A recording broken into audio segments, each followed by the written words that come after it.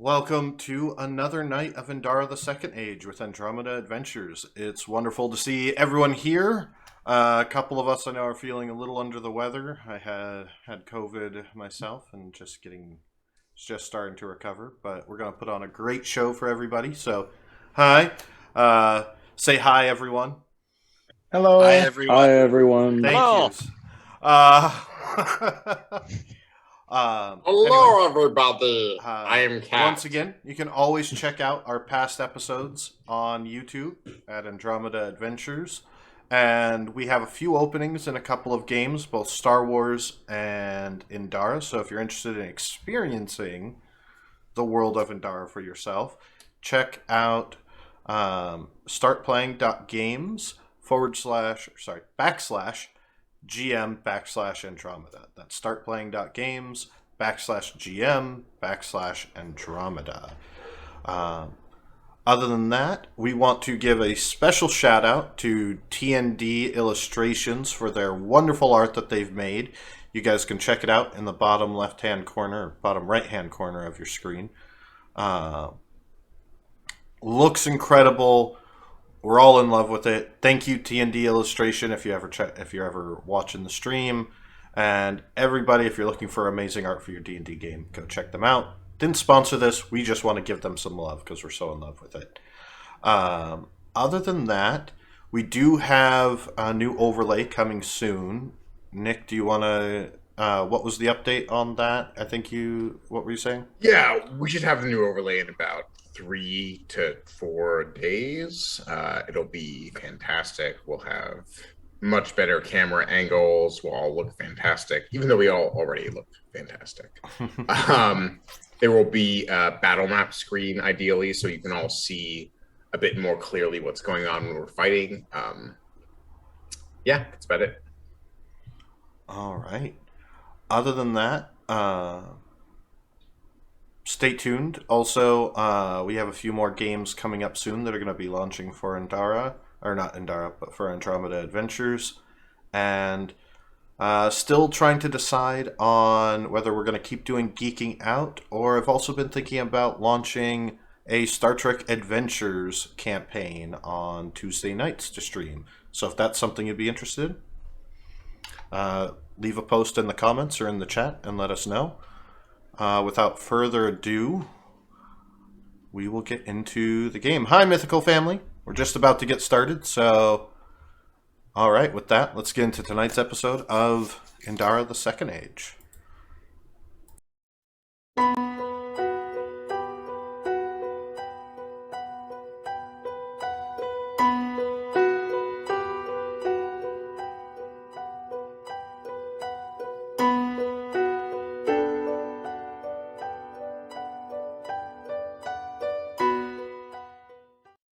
And apparently our wonderful intro video totally glitched out on us. So...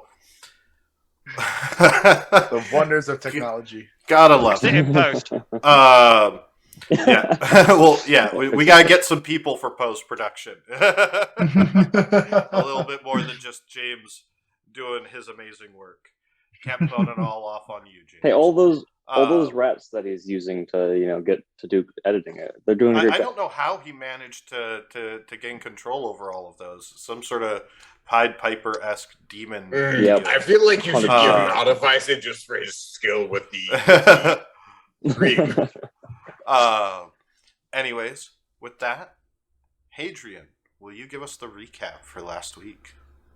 So, as we left our merry band, were they contemplating upon the divine interventions that had been put upon their persons and decided, without much care for logic or reason, to follow the coins to the west. For obviously, if coins tip west, 'tis a divine sign, not a random happenstance or wind pointing in a random direction. So, rather than proceeding with our previous plan, did we walk west into the woods, confident that we were following fate's path, because again, coins said so. And as we approached the forest and entered into its depths, did Garth find upon the floor strange tracks of very large rats. Or, upon further inspection by anybody with more than an iota of sense, something not rat, bipedal, lizard-like. Were they giant rats or tiny dragons? We didn't know. And so we entered the cave to find out. And upon myself, Hadrian, entering farther in, it turned out that these giant small dragons were against the bourgeoisie, whatever that means. They were determined to come and slay us in our sleep. And so, not being a fan of being slayed in our sleep, I went back in and was shot by 4 arrows, and so combat ensued.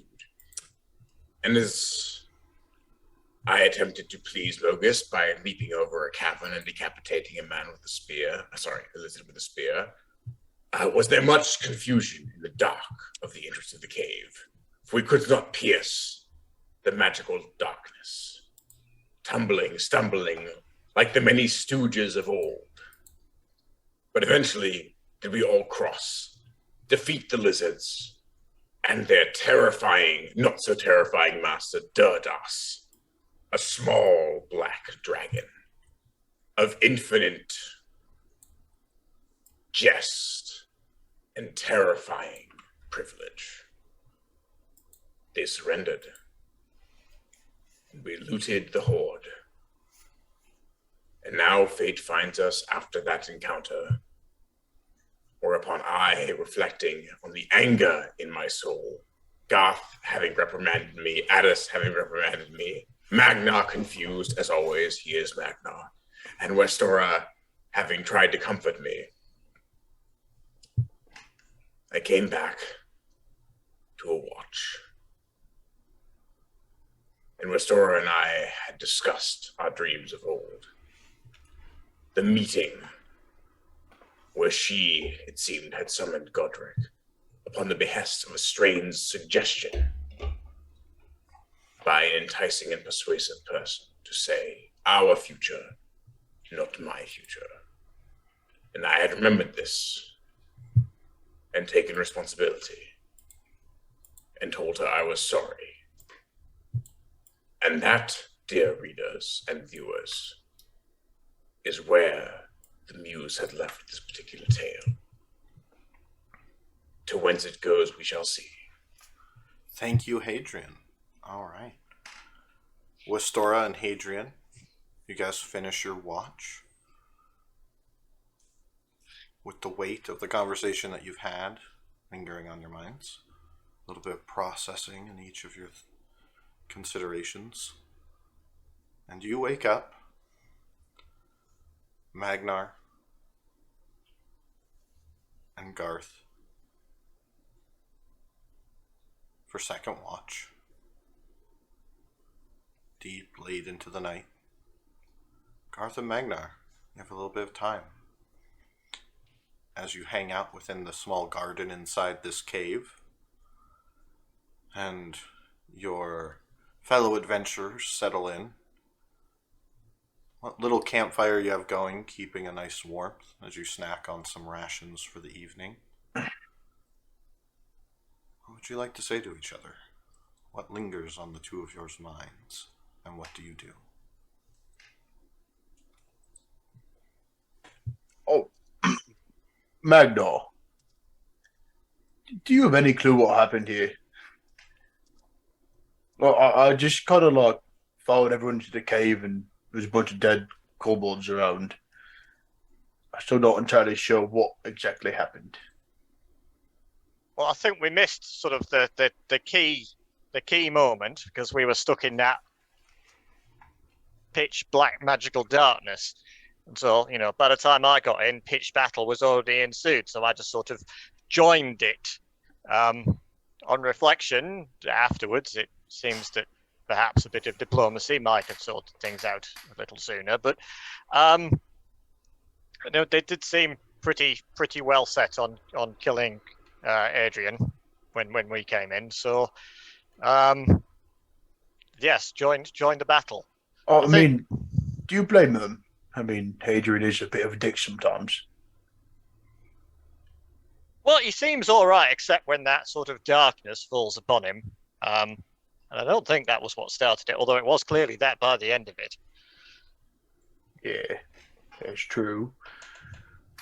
And, It oh, go on. doesn't feel right that we kind of came into their home and just like killed them. You know. Yes, granted. Although,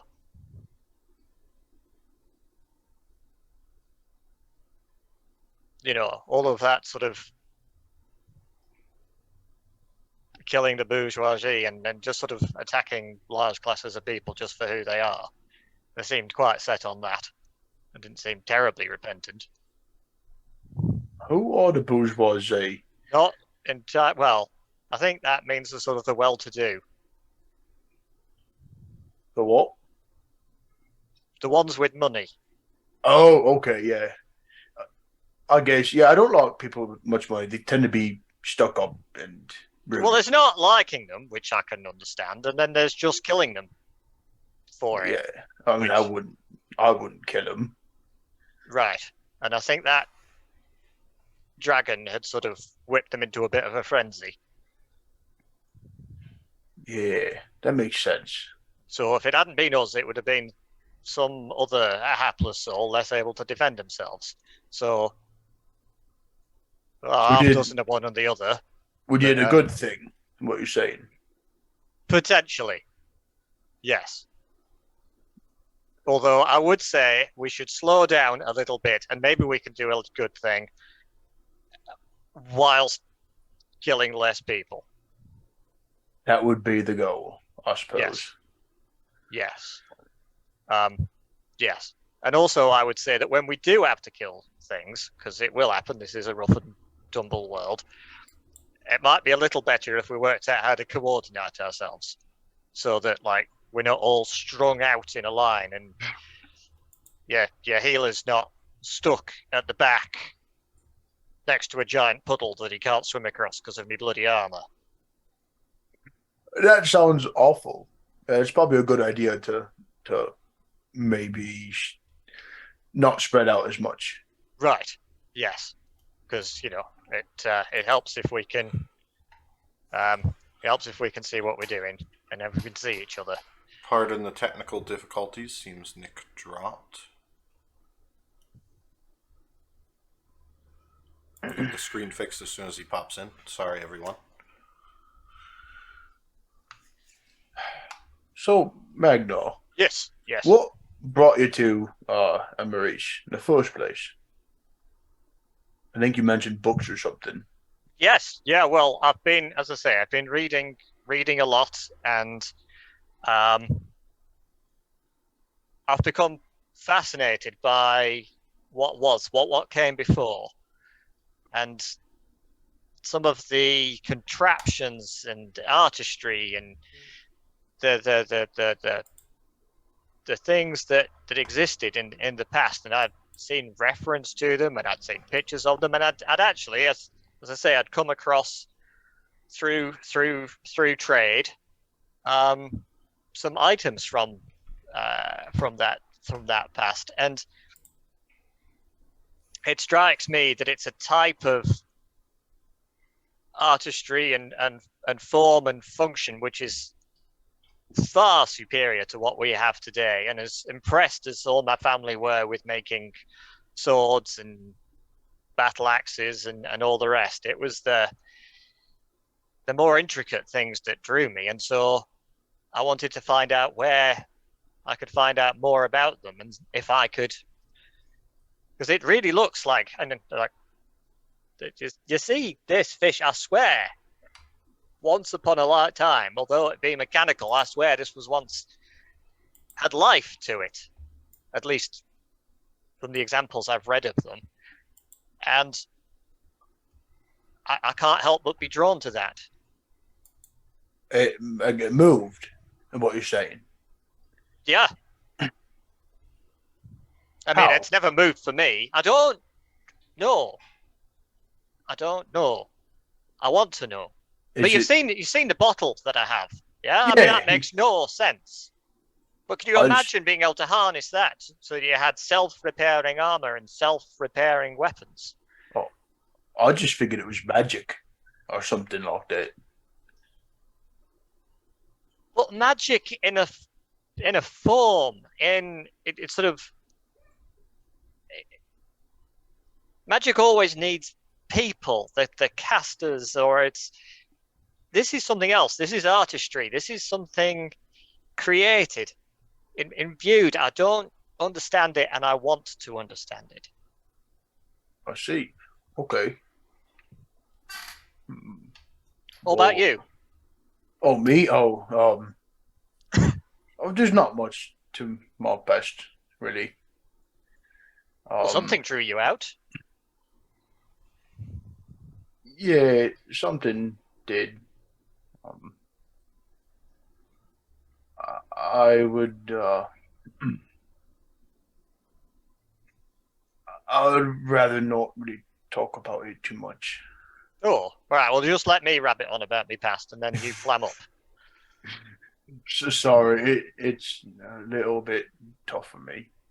Right. But do you put any stock in this idea that we're all puppets on strings being yanked about? Does that feel like you, or do you feel like you're here of your own free will? I mean, I think I'm on my own, here on my own terms. And no one really told me to go here. I just kind of followed Hadrian around a little bit, and we came here. Yeah, you seem unlikely sort of traveling companions. How'd that come about? I met Hadrian in Wallachia. I was lost a little bit, and I found him. And strength in numbers, it's harder to kill two people than one. So I thought I'd just follow him around for a little bit. Oh, He said he was going to Amaris, and I said, I don't know where that's at, but I'll come along, I suppose. And that's how it went. I see. So on balance, his slightly unhinged nature and ability to run into sort of dangerous situations makes you feel safer than if you were on your own. I mean, he is quite strong. That I can't argue. He took the head off a dragon in one fell swoop. So yes, he's quite strong. It's kind of hard to kill him. So like, I thought I could travel with him a little bit, and I'd be fine. Till I find something more permanent. That is. Yeah. Well, now we're a bigger group. So by your logic, we should be much even safer than we were before. I hope so, but I don't like that we went out almost looking for trouble in this cave. It felt like. As I say, slow things down a bit. We'll have a word with Adrian and the others in the morning. Yeah. And with that, you guys finish your watch. Westora, you wake up early as always, not needing as much rest as the others, along with Addis, ready for his watch. By the way. Two of you, not having had much time to each other, sit across the flames as the others finish their long rest and ponder the recent events that's been going on, and both of yours interesting theories on what might be going on. As you guys have a little bit of time amongst yourselves before breakfast gets going, is there anything you'd like to say or do? Well, Restora seems to be quietly thinking to herself. Seems a bit distracted with some other thoughts. Does Addis want to say anything or bring up anything? I think as they're sort of sitting there, there would be sort of an awkward period of silence where Addis would be stacking up his coins, setting us at the wall in sort of the array that he normally does, and sort of after doing that, I would sort of stare at them for a little bit before sort of looking up at the storage, saying,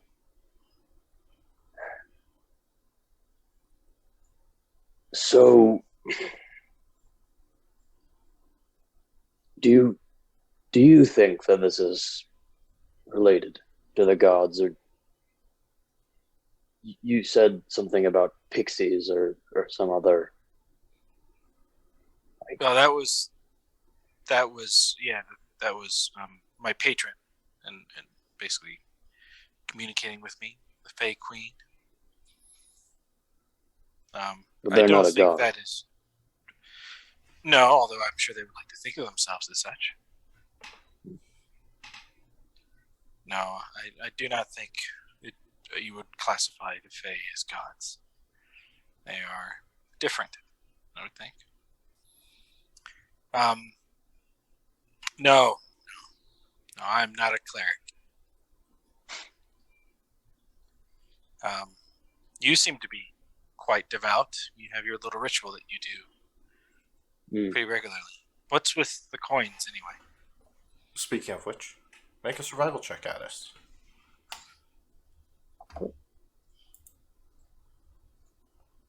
12. Once again, the coins have fallen westward, and the stack for Midas has disappeared.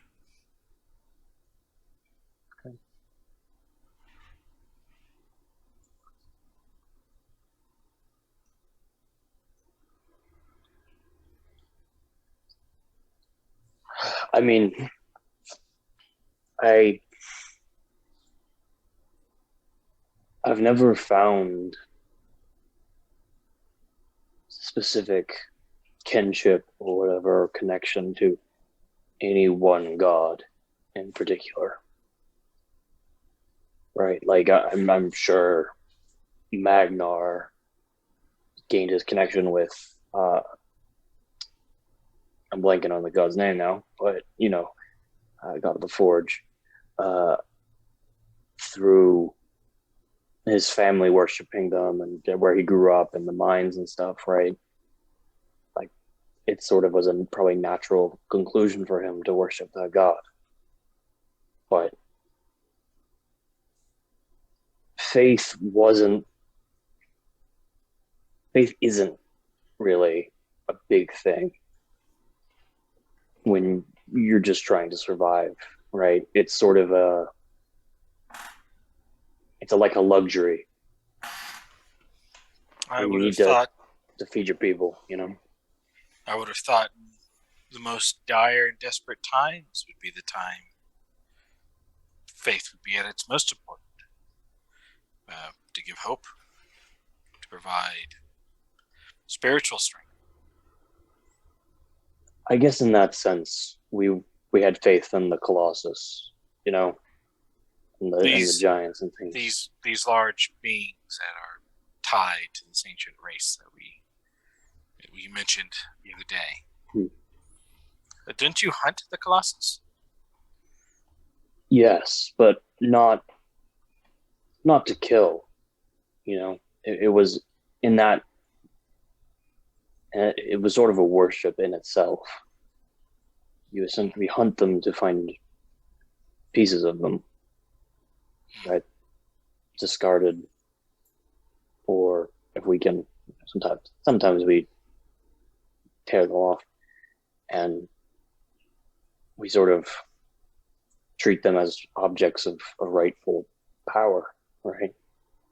It was sort of a relic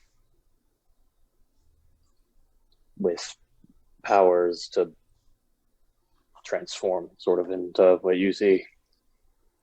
I didn't look like this always, surprisingly enough.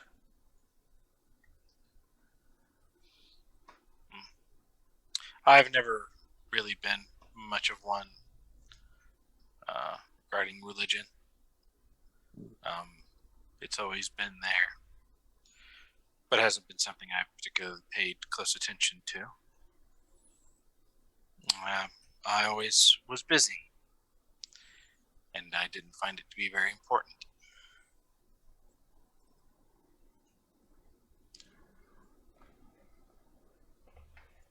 I think I don't know.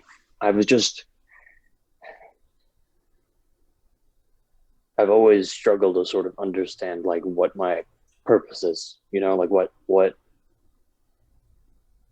if I have a higher calling, what is it? Mm, And I thought and have thought that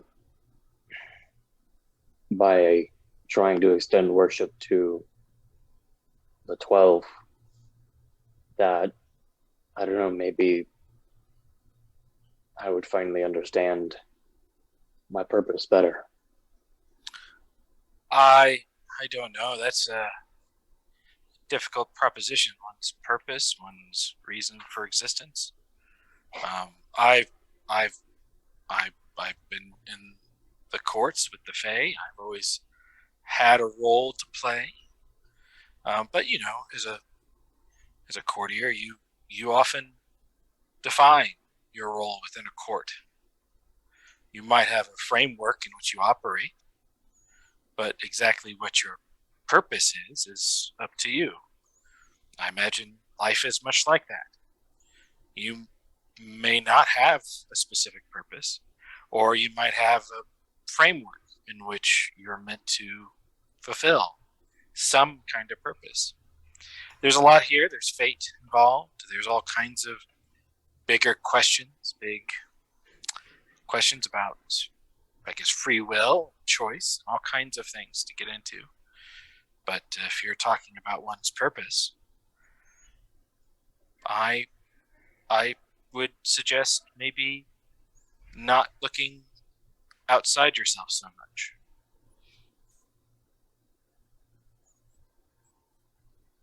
But what do I know? I'm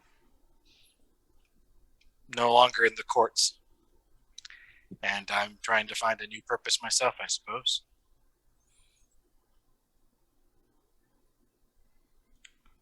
Yeah, I don't know if I have,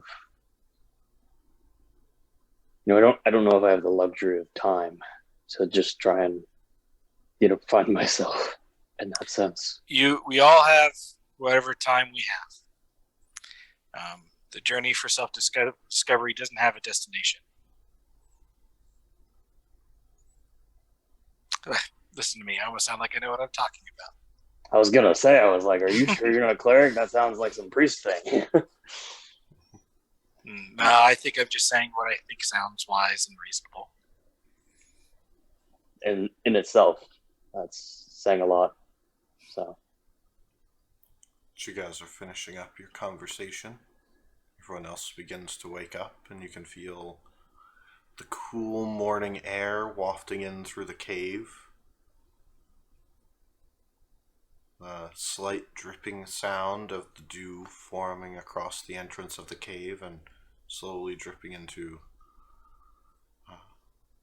the nearby surroundings of the moss-covered walls.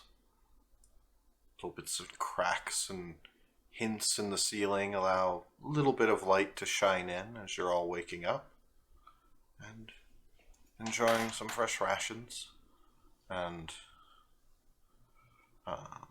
whatever food you dare eat that was left by the kobolds. Nothing. But as I did type, unless it's Hadrian, clearly a mushroom of some sort. Even then, I would hesitate. upon waking up, Hadrian is going to pretty unceremoniously pull Estora aside at some point in time when he can find the. Yeah.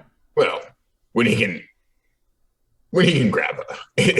Well, probably in that case, once watch ends and somebody starts preparing, like getting food ready for breakfast or something like that, there's probably a moment where you could pull her aside.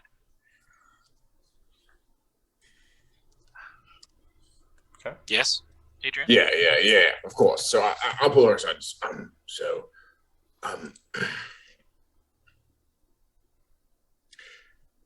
We talked yesterday a bit about the whole memory thing with the black and the things and the words, and it's all fucked. But I remembered saying to you the thing that you had said that fucked everything up, and I and he just like looks at her. Well, I'll go ahead and say what I've been thinking because I've had at least some time to think about it, and there are several issues I have with this. One, whatever voice suggested whatever doesn't change the fact that I ended up saying it. I ended up changing. I ended up listening to whoever that voice was. Two, our memories are incoherent at best, uncertain. What exactly we did and how and when is still very unclear to me. We're getting them in pieces. Even if you did make that suggestion, why, under what circumstances, or all of that, we don't know any of that, and that all might be very important. We don't know. And then finally, we're at where we're at right now. We're in this together, one way or another, and if we share blame for what happened, then we'll pay the price for that someday, and perhaps we already are. So I have no reason to be upset with you right now. I don't think you did anything that absolves me of any blame or guilt. And certainly I don't think you deserve all the blame or guilt either. So for now, let's just keep moving one step at a time.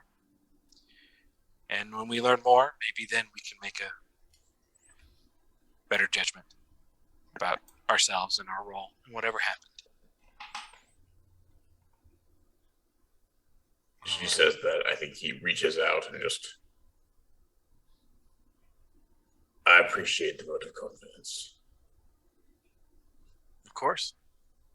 And I appreciate that you think it's not entirely anyone's fault. And it isn't. Everybody in that situation was at fault. Everyone is always at fault. No one is perfect. Everybody is a little bit shit. Well, That doesn't absolve the fact that I told you something knowingly. if everyone's a little bit shit, that means no one is completely shit. Oh, I'm aware. But many people are shittier than others. Yes, but I don't think the present company is included in that. If it was, we would feel no guilt. I cock my head at her at that and just... You are a strange and interesting person, Mr. Fresh Snow. Well, And I think your naivety is going to lead you to an early grave, unfortunately. But I'll be there with you at this point in time. well, I think we're all pretty destined to an early grave at this point in time. Barry, can I get some of that ale? I go over to the bear. Yeah. I know. You've only had half a keg. Come on. You don't need the whole fucking thing. I'm gonna take the keg and just bring some. Wisora will go over to Magna real quickly and over says, "Does anybody worry about the health of that bear?" I've ceased marveling at how much it can drink without any seeming side effect. All I right. don't think alcoholics live a very long time. You've just said it. We all have short lives, so Barry is just living his best one. I mean, come on. As you guys are finishing up your breakfast and packing up your camp, where do you guys decide to go? What are you doing? Oh, actually, There's a- Garth, is that finger still bothering you? Yeah, it still hurts quite a bit. Let me see. I might be able to do something about it. Let me take a proper look at it. You can. Well, I couldn't before, but I've got a feeling after the other night, this might work if I try it just right. Talk to Deska for a bit. All right. What are you doing? Repairing armor, repairing fingers, same thing, right? With a half orc, yes. It's worth a thought in the idea that we are all. What are you? I'm going to try and cast lesser restoration All onto right, the Garth. onto Will you the make finger. a con save for me? Oh God, I will. Inspiration? Do I get advantage on this? Nope. All right. Would I put a hand on her shoulder and say, God, Oh, I don't have. have bless, so 20. All right. So you keep a nice straight face as you feel the bones mend and reset into position and start to fuse, and you can all hear the crack, pop, snap as the bone finger just completely resets. Feels good. You'll be able Thank to you. shoot Good straight work. now. I think so. Let me try it. Someone give me a target or something. What can I shoot? Hadrian. I'll stand over here and be like, God, Magnar pulls out the glass I'll bottle. stand like this. God, hit the glass bottle off my head if you can. Yeah, put the bottle on his head. Okay. All right. I'm going to stand there with a bottle on my head. This is Make not a a dex terrible save. idea at all. I will attempt to shoot. Adrian, the make a best dex bottle. save for me as you try and stand there with the bottle balanced on your head. Wouldn't it be 24, acrobatics? bitches! I'd allow 24. acrobatics. I'd allow I acrobatics. am Neo from the Matrix. So yep, you're Well, balancing it apparently perfectly you on did your need head. acrobatics. Perfectly can I balanced make- as all things should be, as you kind of stand near the back wall, bottle balanced, kind of tilting your head a little bit to the side, sort of wobbling the bottle just enough to make it a little bit of an extra challenge. Garth? Right. Hadrian, don't move. Quickly. Stand still.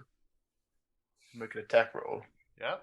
For all those watching, I have a glass of alcohol in my head. All right, longbow. A normal roll.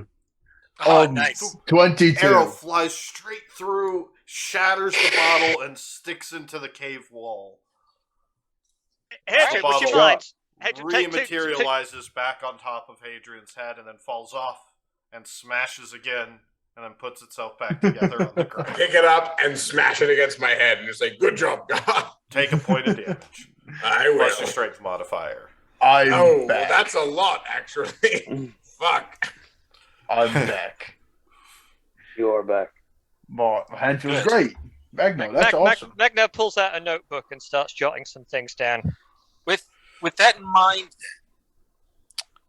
then, where are we going this morning? Are we continuing westward based off of the Go coins on, sure. before? Let's continue westward.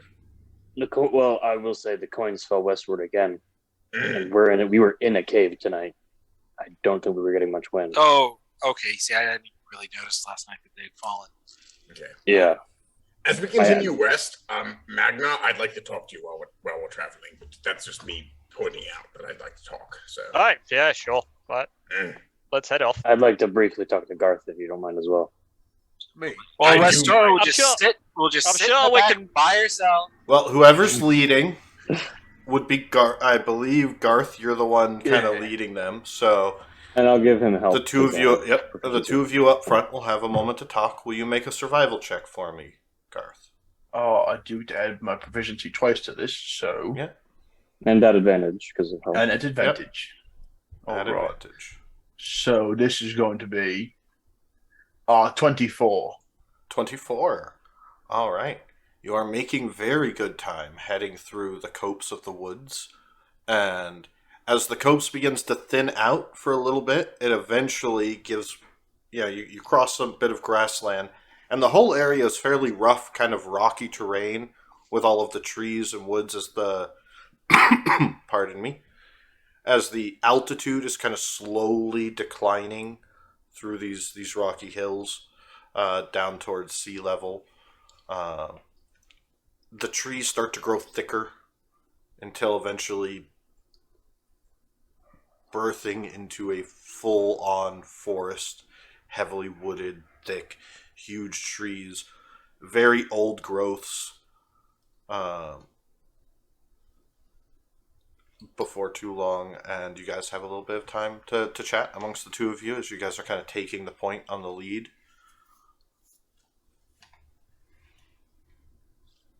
So I'm curious, Garth. I what? Why exactly? Like, what exactly are you here for? Do you have any? This is gonna sound stupid, but like, do you have any sort of quest or purpose or anything? I mean, that is a great question. I don't really know why I'm here. I've Hmm. just been following Adrian for a while. That's about it. And we both came to Emery's. I mean, you haven't really told us much about yourself. There has to be a story to you, right? I mean, there's not much to say. I mean, I'm not from here. I'm originally from Sanishval. Um, I traveled around a lot, and now I'm here. Hmm. What about yourself? Anything? Addis, Hmm. when Garth mentioned Sanishval, what languages do you speak? I speak Common, Giant, Mythic, and Orcish. All right. You would know that Sanishval is mythic, basically just means Hmm. the land of Ishgard.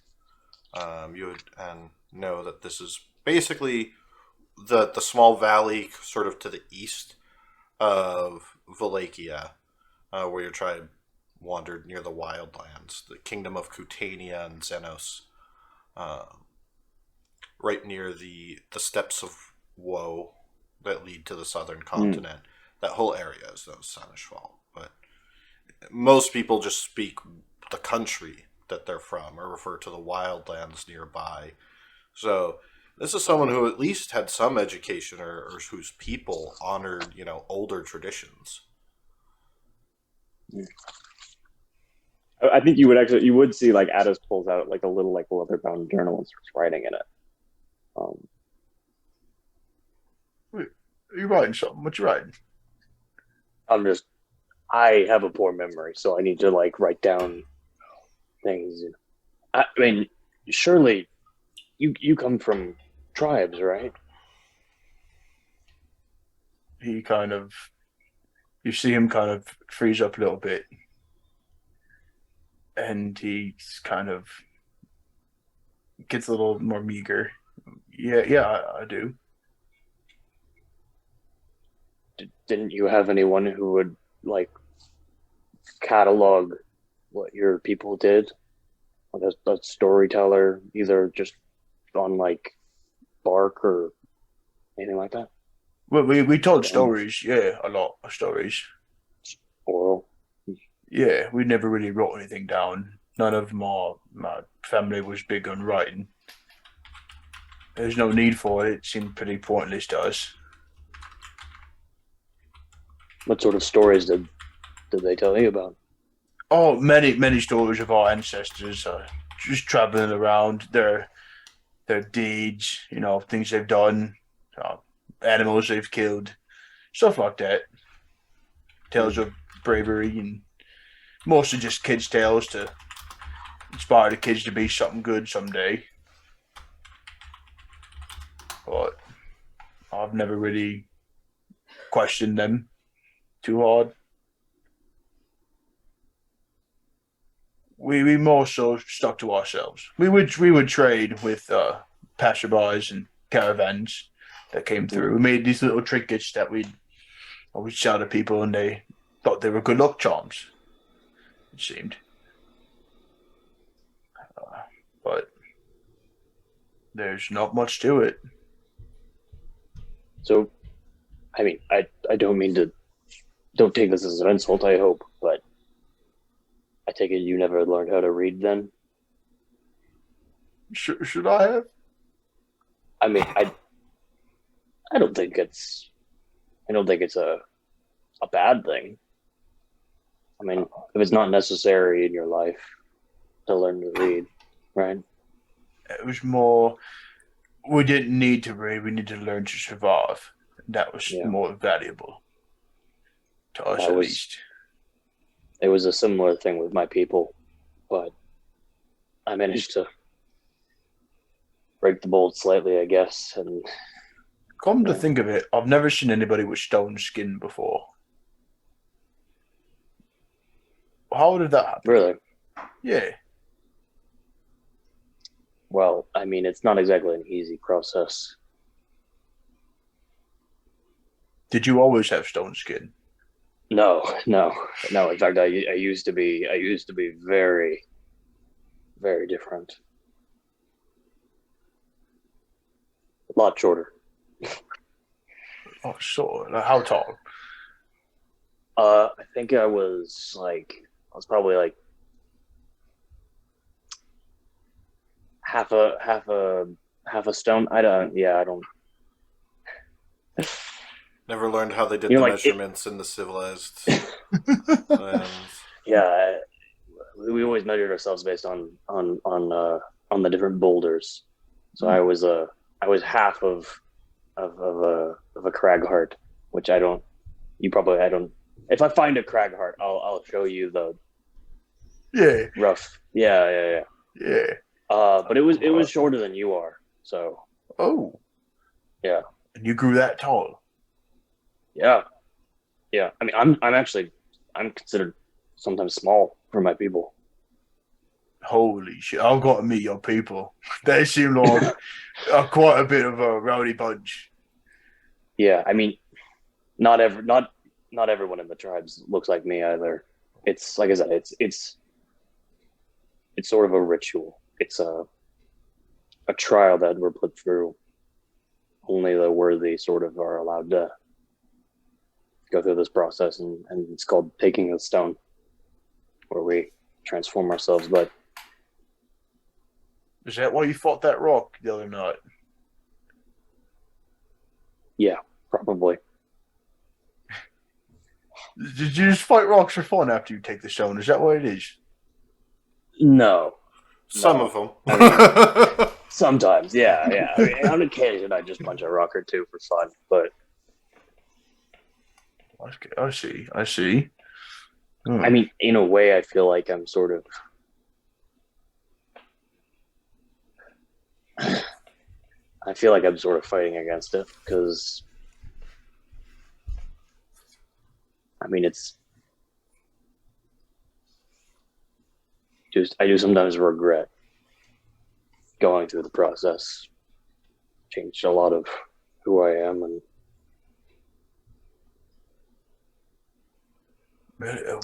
It seems like it was. What's the regret about it? I guess I don't really know exactly what it is. But yeah, I mean, I think at the time it was just sort of a way that I felt like I could find.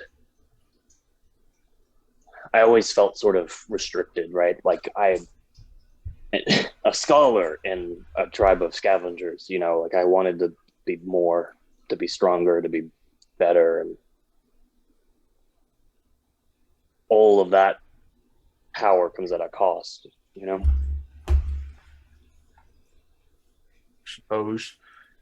I mean, I've always been all right with who I am, so I mean, I've really never wanted more in a sense. Mm. I know That's what interesting. I'm good at, and I know what I'm not. I like to live within my bounds. If I don't, I more than likely die. Is what I see it as. Yeah, I probably should be dead. And, There's been yeah, plenty of times I should have died. But that's here I fair. am. That's fair. Yeah. Uh, You should Never you should wanted- tell me about some of As those you guys times. Chatting up front, keeping our eye out, watching the terrain across this long journey. We'll start on Hadrian and Magnar. Hadrian, you had one And more chat with Thora. Magnar. And yeah, you guys are kind of, the three of you are taking up the rear, kind of doing your best to follow, watching Barry tumble through the weeds and bushes, chasing the occasional rabbit or animal up ahead. I feel we're in extremely good hands here. Nothing could go wrong. But Magna, I wanted to ask because, well, not to call you out, but you're extremely obvious when you're staring at me when I speak in certain fashions or draw my sword or otherwise behave in a certain way. And your interest it's flattering, but I just want you to know, I might be interested, but like we've got to talk about that. So, like, what is it that you are looking to find here? Well, you're very astute, although apparently I don't mask my feelings terribly well. But no. It's the primordial. You see, I've only read it, and I'd never heard it spoken. I could mostly make out what you're saying. It just doesn't sound the way I imagined it sounding. So if I'm staring a little intently, it's because I'm trying to pick it up. But I did want to have a chat on you. It's got a lot less yees in it than I was expecting. And so thou wished to be educated in the tongue of ancient times, wherefore we, who did aspire to gods, and yet gods stood beneath us, did, like colossi, bestride the world, and take into our hands the fates and trials of all mortal kind, wherewithal to ignite the flame and quench the fire, and take the world into our grasp. 'Tis this thou seekst, 'tis not the language of old, before the gods. Make a wisdom save, Magnar. He's confused. Wisdom save 20. All right.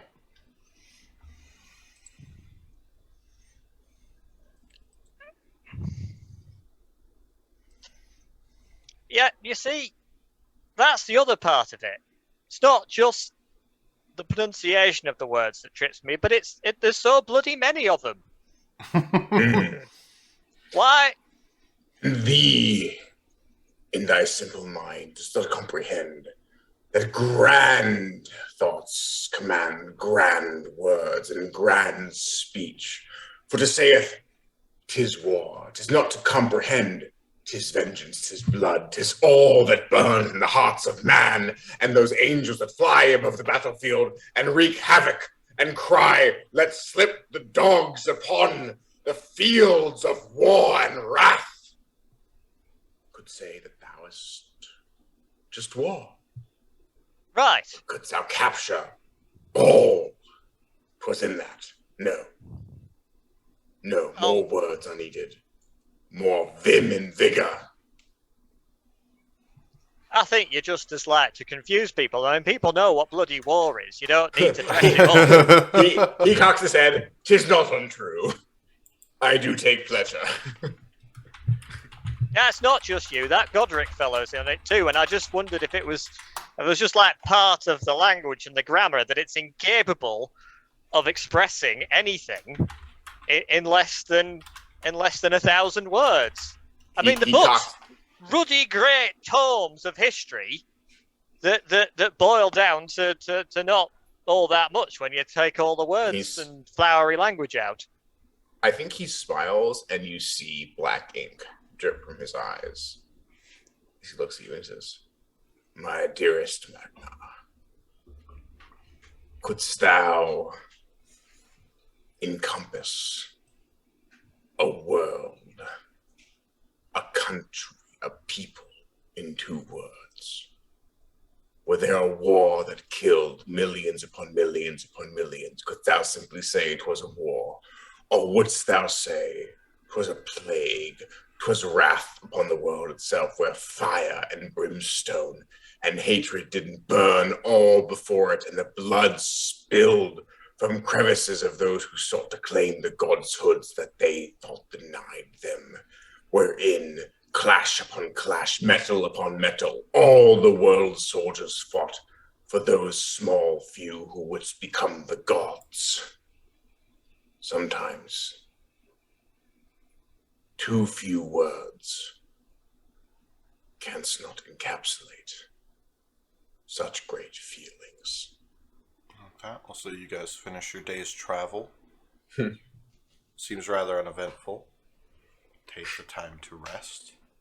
I wipe the black ink from my eyes. That's normal. That's normal. We're good here. We're good. Thank you. And continue out again the next day. After having taken a long rest, talking amongst each other. The journey, again, is fairly easy for you, Garth. It's not hard to travel. But will you make a perception check for me? I will. Perception. Okay, I can add 2 to this. Can I give help on that as well? If we're still traveling up front, or is this just a? This is seeing if he notices something on the trail. You're kind of helping him navigate, so Okay, you're more that's looking fine. around the wilderness, trying to find the easy paths and how to guide everyone over, keeping the direction. This is... I'm going to use my inspiration to reroll that one. All That's right. a 12. It'd be a 14. 15. All right. So with that, it's just barely enough. You do spot... and you're starting to see them more consistently. Fresh carcasses of deer and elk. And a lot more footprints, paw prints on the ground of varying sizes. Make a survival or nature check for me. Alright, You're kind of starting to notice these things around. I'll make a survival check. It's going to be a 27. You're starting to get the sense that you are very deep into a wolf pack's territory.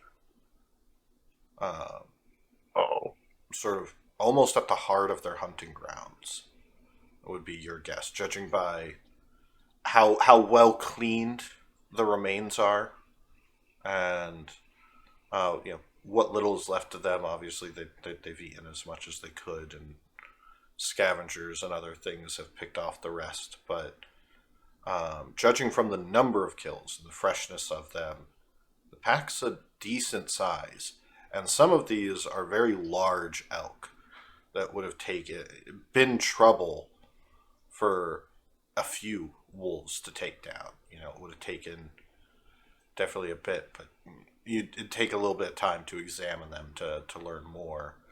You can also see some of the rubbings and scrapings on the tree, and you can see the distinct discoloration of piss markings for territory boundaries. And with my my featured natural explorer, when I'm tracking something, I can tell exact number, sizes, and how long ago they pass through. Can I use that? Checking tracks. You're looking at about a hunting pack of 10. Ooh. 2 of which are large in size and have paw prints about the size of your footprints. Judging from their movements, they likely saw you and scouted you while you were in your camp the other night, staying quiet. And you note some of the prints seem so fresh. Likely one of them caught your scent and was briefly scouting as you were making your way here, kind of keeping ahead of you, keeping downwind. Which means there are likely others that have been following you. I will stop. Hold up, everyone. Hold up. What is it? What? Something's not right here. Have you guys noticed how many animal carcasses are around? Anyone taking notice? Is that more than normal? Yes. Do you not see the paw prints? I'll go look at No. one. See how big No. this one is. Hope Hmm. that is. You're I gonna mean, say the pretty that paw big. print is like your boot would fit in the paw print. Not, I mean, Uh. not for you, Addis, but for anyone else. Hey, Just Magna. more rats. Magna. Maybe yes. get ready to give us some of that sweet Deska's glory. I mean, Just everyone be on watch. I think there's one ahead of us, kind of waiting to make a move. well, I mean, don't you? I don't. Are you okay with us attacking wolves?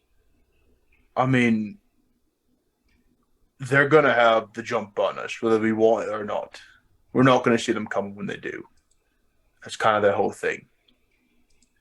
I'm So gonna be moving to cast a spell and just, hey everyone, let's be ready for this shit.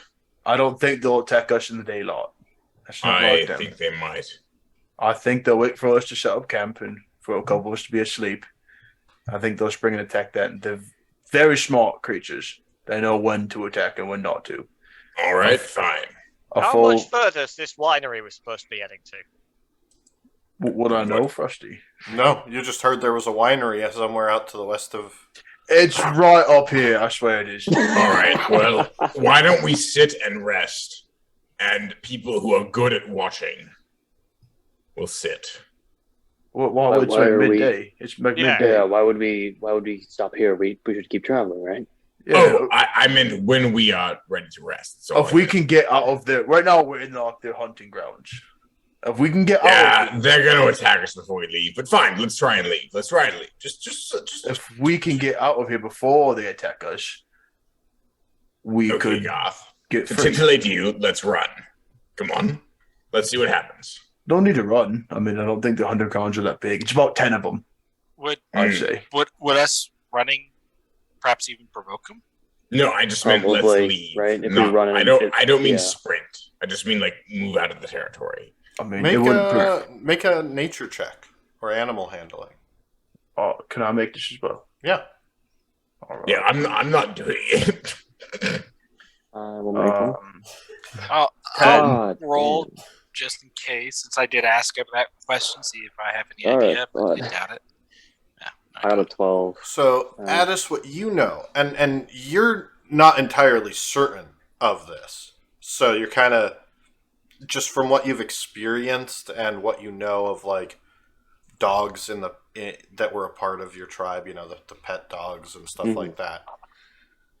Generally speaking, they wanted to chase. So if someone would run, they almost couldn't Yeah. help but chase after them. And you kind of extrapolate that probably is going to play out with the wolves, that if you run, even if they weren't going to attack you, it would almost incite them to kind of chase you down and treat you as prey because you'd be acting Yeah. like it. Yeah, I mean, what I do, like, I do know with wolves, or I mean, I know more about dogs, but like, not big fan of fire typically, and right, unless they're starving, they typically won't have an incentive to attack unless we give it to them. Like if we run, we're dogs like to chase and have the prey to hunt, right? If we give them that, we're making ourselves a target. let's just keep walking. And Look, Yeah, I we think know they're that there. honestly, if they yeah, I attack think us, just we won't be keep an eye out. surprised. Yeah, we just take our If- time, keep an eye out. if they see 5 people walking, they're not going to attack. Yeah, so let's That's just ignore them and hope they ignore us. Just try to move out of their territory as quickly as we can. Also, we do have a bear, and like a bear is a It's a bear natural can take on. deterrent. Yeah. Yeah, exactly. Yeah, I'd so also 5 people point. and I'd a also bear. point out we have you. Yeah, you also are fucking massive. Do I look like a bear? So it looks at himself. No, not a bear, but you're like a big rock, and I don't think Well- wolves would attack a rock. Well, then I think we're all agreed. Let's just keep moving. All right. Yeah. As you guys Yeah, continue along, it does start to, because you guys are mostly traveling during the afternoon when it's nice. It is a bit warm, and musty in the woods, a lot of moisture, wetlands. But it's still very comfortable to kind of have you shade to keep you cool. And as sunset settles in, you do occasionally catch glimpses of a wolf kind of getting a little bit close and kind of giving you an inquisitive glance before making their way out. And all of you can kind of read. They definitely are curious about you. You can imagine that, and Garth being aware that you're in their territory, they're kind of trying to decide if you're a threat, if they have to deal with you, if there is a problem. But considering that you aren't, they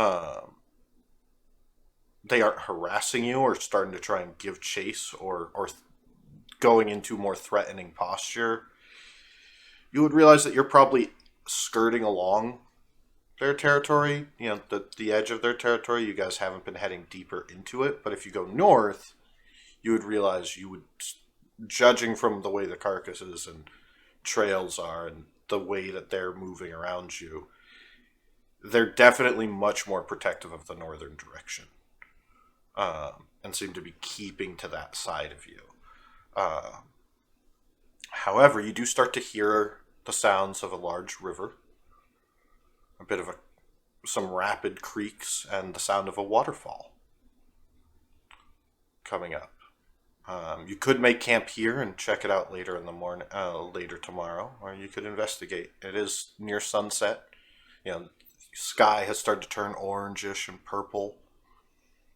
You can faintly see the shadows stretching, getting longer and longer just as the minutes go by, and the cooler air settling in. Does it still seem like we're in their territory? As best as you can tell, again, that they're seemingly more protective of the north side of where you guys are, so you're probably skirting the boundary. What we think? Do we want to set up camp for the night? Check out that waterfall in the morning or something? I'm Yeah, tired I- as fuck. Yeah, I make a habit of not going around water when it's dark. I sink like a rock. Okay. I mean, you are a rock, so it makes sense. I'm not a rock. It's fine. I think I'm the one who sinks like a rock. You just kind of stand in it. That's fair as well, actually. Yeah, it depends on how deep it is, but we should probably at least make a campfire, right, to deter the wolves as much as we can. I'm going to actually, before we set to bed, I'm going to set up some meat for the night. For that. Should we set out meat? Wouldn't that not in the camp, but like on the outskirts of the camp. like out like on the outskirts. Yeah. It's only fair we are in their land. We should Tribute. Almost. share a little bit. Yeah. Okay. Yeah, I like that. That's yeah. Make a survival check, Garth, as you try and find a good spot to kind of set up some meat outside to at least distract and kind of deter, satiate the wolves that might be a little hungrier than normal. It's a natural one. All right. Again, that's your second one. God. Could I add a hero point to that? Would you rather? You still have an inspiration, right? I used it already. Oh, did you? Yeah. Yes, you may. Natural you one's may. not an automatic failure, Yeah. right? Yeah, it's So- still a 12. So 12, If you would 16. 16? Okay. Yeah. Feel you've set up the meat. You have a brief moment where you're like trying to throw the meat and kind of put it in an arrow and improvise kind of a hook on the stick. And like the meat falls and hits you in the face a little bit. And you get kind of messy. Like, all right. And then kind of just like, whatever. And just kind of put it on some spikes near a tree a little way. Like, that's easier. Wipe yourself down and head back into camp. Reasonably sure covering yourself in blood was not necessarily the smartest of moves. Do you guys get back into camp? And you take your watches. Is there anything you guys would like to do for the night?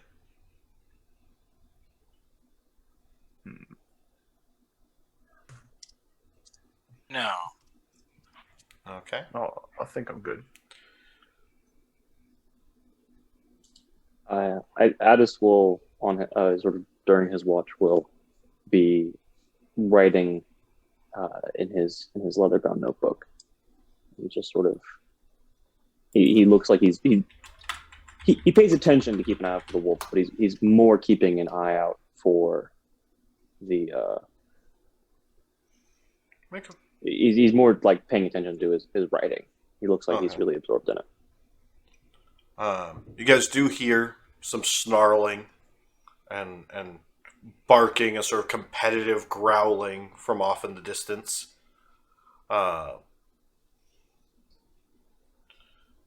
And briefly, Garth, during your watch, you do spot the wolf kind of just the reflection of the fire in its eyes as it kind of lingers in the shadows before disappearing back into the woods.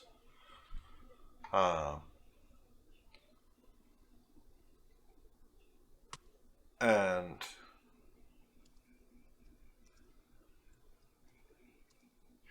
you guys smell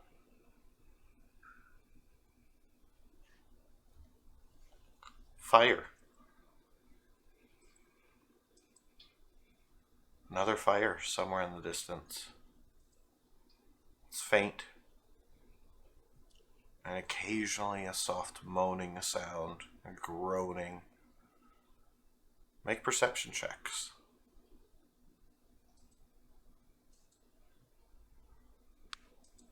7. 20. Oh, 14. All right. 8. So, 19. Hadrian and Westora, while the two of you are on watch, you notice on the air, very faintly, smells of forest fire. That heavy, sort of sweet, ashen scent. Definitely not recent, but just kind of catching it as the wind has shifted and kind of blowing whatever happened to you. But you do start to hear a faint, just barely over the waterfall, calls for help. It's an Ameresian accent. It's struggling and doesn't seem really, not necessarily for help, just please, anyone. Is anyone there? Please, someone. You hear that? You hear, Godric, sire, please, anyone. Someone must still be here. I'll wake up everybody. You start heading that way. What is it? There's a call What? for help. Okay. Where? Help. Towards Where the from? waterfall. What direction is It's not that? like a. Further west, I think. What direction is that? Northwest. North. North's not a good idea. That's not. Why? That's where the wolves' territory is. Well, there's somebody who needs help. Well, if We we're need to go running help them. in their territory, that's going to give them incentive to chase. There's somebody who needs help. It's either we all die or they just And- die. Yeah. We're not going to leave them to whatever fate they have. They We need to go help stumbled them. into a wolf territory. That's their own fault. I'm You, not leaving Goth. them to die. I'm gonna run in that direction. I start All running. right. I'll head in that direction, and I will cast a thaumaturgy. Whoops. Yep. What effect are Uh, you creating? It's rumbling on the ground. So you're just powering. You just making this thunderous, storming sound as you guys all charging through the woods. Because I'm an idiot, I'm gonna cast Expeditious Retreat so I can move faster. So Didn't we talk about stay? Oh god. no, we didn't. as you kind of follow, eventually you reach the edge of the river and you start to see scorched trees, just completely burnt.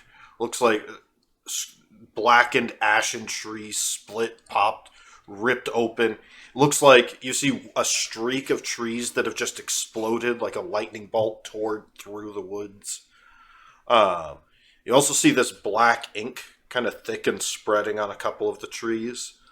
As you follow the waterfall around, you eventually come to a spot and almost gasp as you put your hands over, as you can see a dead law mage. The Amarisian robes, the mask, the fancy articulate clothing, the scorched hands kind of recoiled as if scraping at his eyes, and there's just these black stains going down them. You see another one shot full of arrows. You see a handful of what looks like bandits, like recoiling, turned to ash and just stone statues almost, as just scorched and blackened and hardened in the cool air. You can see tents burnt and just the fabric kind of billowing off of the little spokes for them set up around the camp. You can see what looks like a large tent and crates of supplies that erupted in a ball of fire, and looks like children, teens, adults, all fought to try and get free of the inferno that erupted. The sick scent of barbecue hangs in the air, and every once in a while, little wisps, you can see little cinders still smoldering around the camp. Is that voice still crying for help Yes. or crying out? Where is it coming from? Looking around, you see a figure kind of propped up against a tree. Half of him scorched and blackened, the other half burnt and kind of bloody. You can see one of his arms just twitching on his chest as he's kind of, anyone, please. Magnar! Yeah, I'm on it. I'm heading over. Oh god, where's my spells? I'll be on the lookout for anything on the outside, like looking at this or any threats. None that you can see. Restora's going with Magnar. All right, Magnar, you run over to it. You can see burnt. Looks like there's blast marks on him, like he got hit by some sort of energy. Part of him is scorched.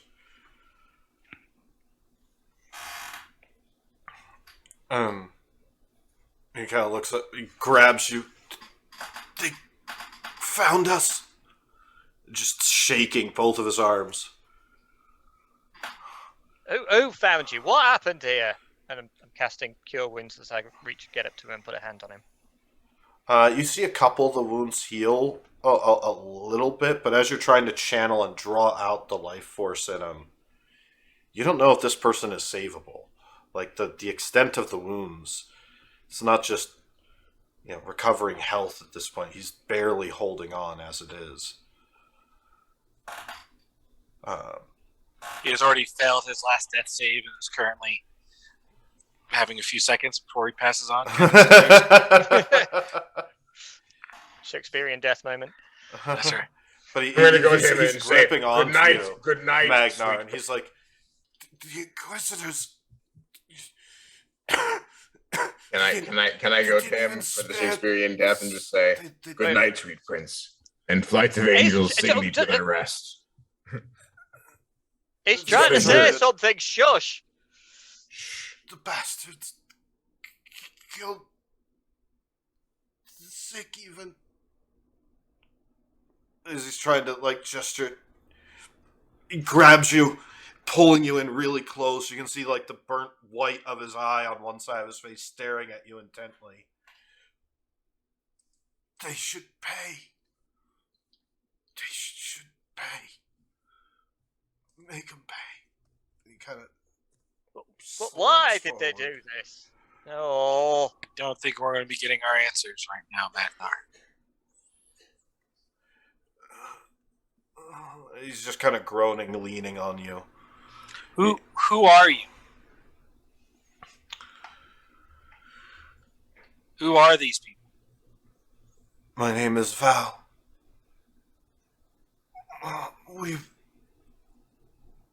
We were revolutionaries. Treating the sick.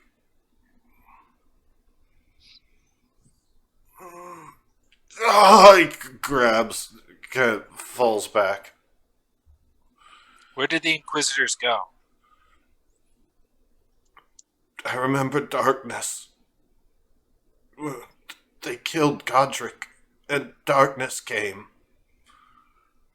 I don't remember much after that. I came to a little bit ago. In horrible pain. They killed Godric. I saw one of them. I saw one of them run him through. Their leader. The asshole. I'll never forget that high-pitched, whining voice. Yeah, I know that voice. No. I'm gonna go to him and grab his face and just look him right in the eyes. Oh. Bird face? Withered hand. I'm gonna activate my necrotic shroud. He just starts to cut blood spilling out as he just looks at you in panic. No, it is all right. This is the thing that was in Godric. Is this It was an enemy angel trying of to death save. come for me? At least ease my passing if you should condemn me to such terrible sights. I accept the hells await me, Deathbringer. I draw my sword and just say, tell me where this man went. And what you wish of me. If I'm condemned to hells, then the ones that did this surely deserve a worse hell than I, Deathbringer. If I am Deathbringer, I shall bring one merciful to you. I ask only one question. Where is this man? Where is my brother, Godric? And are there any innocents yet to be saved here? I don't know. I grab his cheek, put my forehead to his, and just You hear this May the sun shine gasping upon your sound as his passing. body goes limp. and the night take you. And I cut his throat. Okay. You see the body twitch and struggle a little bit, and whatever last bit of life was left in him spills.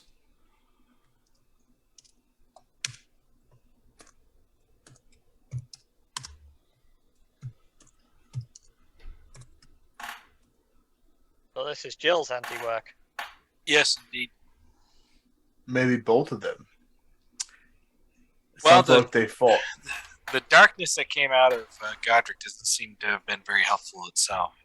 But the Inquisitors clearly were the instigators here.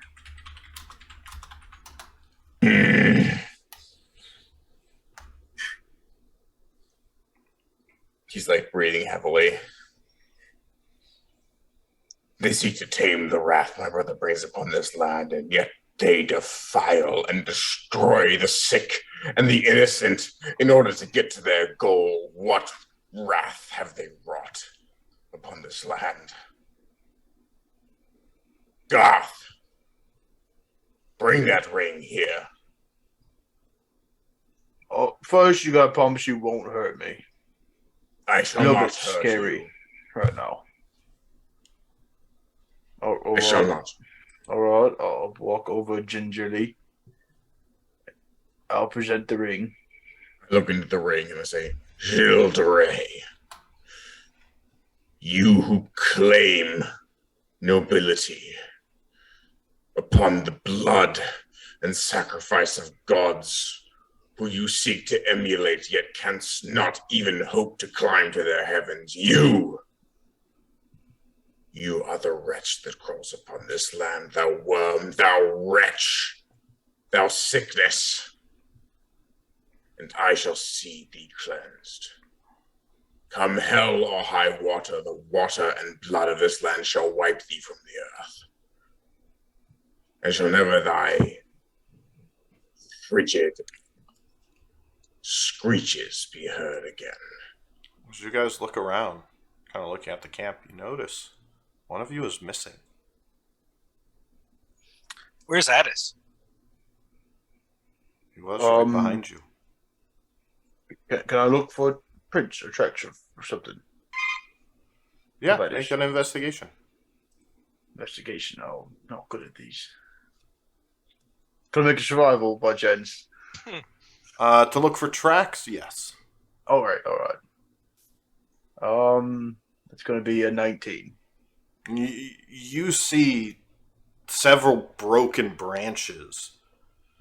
Like someone just plowed through a crushed and just destroyed bush. What looks like a whole rock that just got pushed out of place.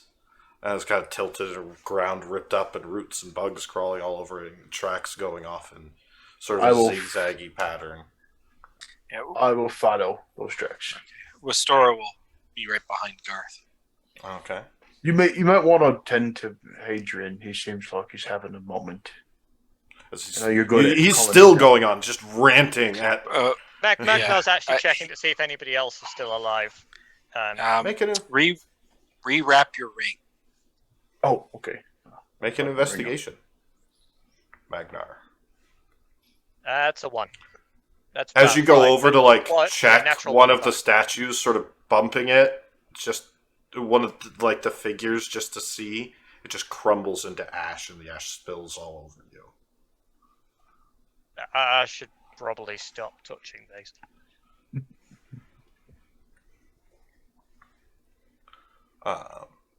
I did quite a number on these people.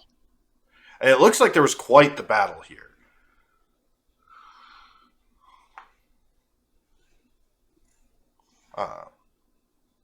But Westora and Garth, you guys make your way. Addis, you hear something coming. Footsteps moving heavily through the woods as you hide behind a large rock, panicking. You can hear the snap, crack, as whatever it is gets closer.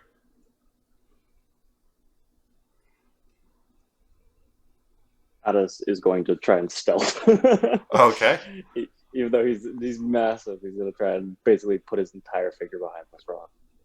I just have an image of like you sitting behind like a narrow tree. Yeah, Can't see me. That's a 19. Yo. All right. As it gets closer, you're holding your breath. Should we make perception rolls? Yes, I was about to have you guys do that. Story doesn't see him. Natural 2029. So as you guys are looking at Westora, you could. It looks like Addis like ripped his shirt off on a rock, just billowing through the sharp edges of the rock, and you kind of like keep going, kind of leading. Garth, I do grab his shirt as we pass by. it's stuck on the rock. But why are you tugging his shirt? As Garth comes walking up. Oh, Addis. Addis, you're just holding as deadly like- still, kind of panicking. So as you start to kind of come out of like the flashbacking. Can I Yeah. make an insight roll to see if Yeah. I can tell he's panicking? Because Yeah, I would also It might say, like, change. especially, I think with Garth's natural 20, he would see that, like, I feel like what would definitely would have given it away is that you can see like streaks of like blue fire running down his cheeks. I'd like to use a hero point on that. Okay. By the way, it's remind me again. What is the die for a hero point? 1d6. D6. We have 14 total. That seems like enough to tell that someone is mid flashback panic attack, kind of just almost unresponsive, just trying to hold still and not be seen. Okay, so is he standing right now, or is he crouched? Was he? He's still crouched, I think. Yeah. So, Wistora will go towards him and gently kind of put a hand on his shoulder, sort of lean in a bit, sort of tap her forehead to his, and say, "It's okay. It's okay. We're You all see his shaking. hands sort of clench, and he's like his own claws are sort of digging into his palms as he's just take your time, as long as you need." And sort of gently sort of rubs the top of his shoulders as she does so. And tries to bring him out of it. Can she reach that? Yeah. Well, that's why I asked if he was Yeah. crouching. He was that's why crouching. he's crouched right there. Yeah. Garth was gonna stand back and watch for a minute. I can't go back there. You don't have to. No one's forcing you.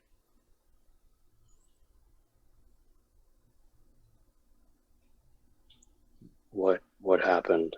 What did that? Looks like it was Jill and his Inquisitors, and they had a fight with Guil, but the Inquisitor seems to have done the worst damage. Not Guil. Godric. Yeah, Yes, that one. sorry. Jill is the other one. Yeah. I got their names. Yeah, so Jill, Jill. the Inquisitors had a fight with Godric and killed all of those people. They say they killed Godric, the witness did. I don't 100% believe it, but I have a suspicion that it unleashed the darkness in him, which may have done more damage. So, yes, Yeah. a lot of innocent people are being caught up in this fight.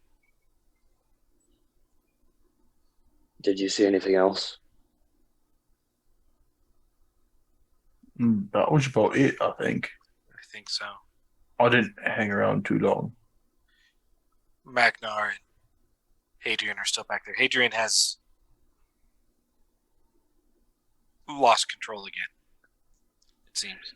He did the right thing, though, putting that man out of his misery. Yes. I'm fine.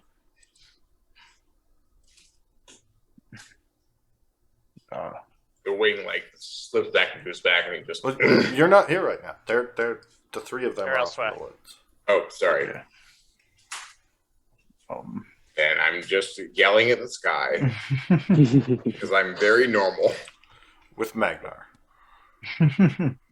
Yeah, I'm yelling at Magna. I'm fine. Do you want some Primordial time? Mythics don't just protest too much.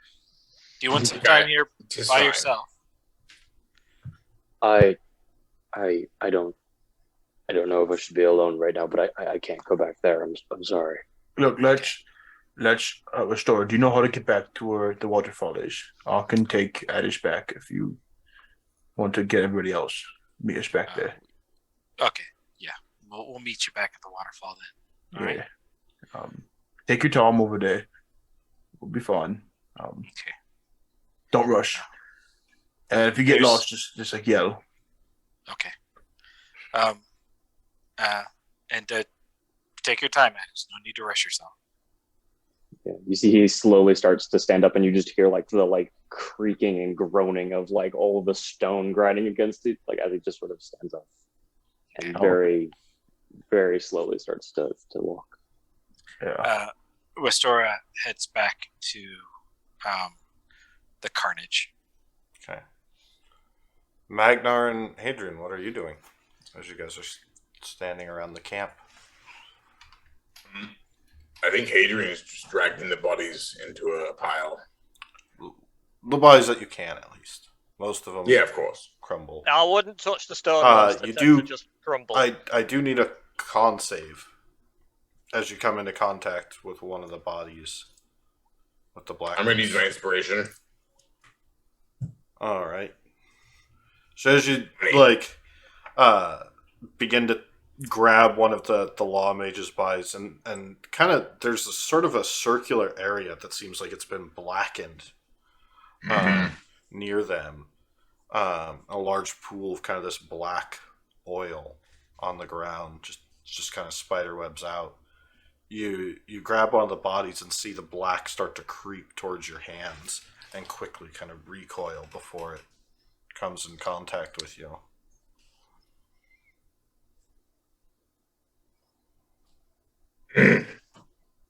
Ah! Fuck! Fuck! Fuck is that shit? Are you hallucinating again? What's going on? Who are you? I'm kidding. Hello, Magna. Yes, I know you're here. I'm fucking with you. But I would really, advise more strongly not fucking with me. Magna, you should talk to that strange leprechaun next to you. He seems to have a beef, but seriously, like,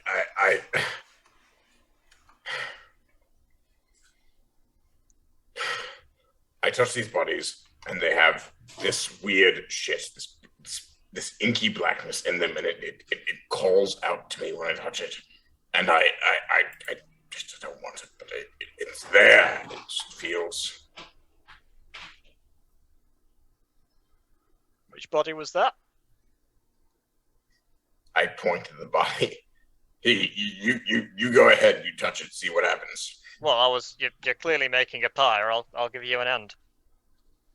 All right. Yeah, maybe you should make the pyre. I'll stand back and supervise.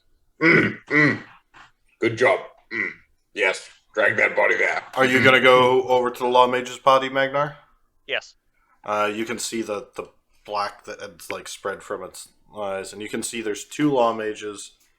Make an investigation. You're kind of looking at the area. Okay. It's 19. All right. So looking at the area, you see there was fighting going on here. 2 swordsmen were definitely clashing in the center. And there's several marks of blood. Both of them probably bloodied the other. And then you can see a very deep kind of blood red spray at the back, but where the blood gets closer to the center of where the fight was going on, it gets black. And that's at the center where all of this black sludge seems to have spread out from. And then the 2 individuals, Law Mage bodies that are there, look like they were clawing at their eyes. And the blackness kind of poured from their eyes, and you can see it now splotchy and on their bodies. And it looks like whoever was at the center, the epicenter of this situation, walked off into the woods. Rusty. And whoever they were fighting just disappeared into thin air. Rusty, I am going to try and see if I can understand what this blackness is. And then I'm going to try and follow the tracks into the get woods. to that. You don't see any of the tracks. That's all stuff Magnar determined.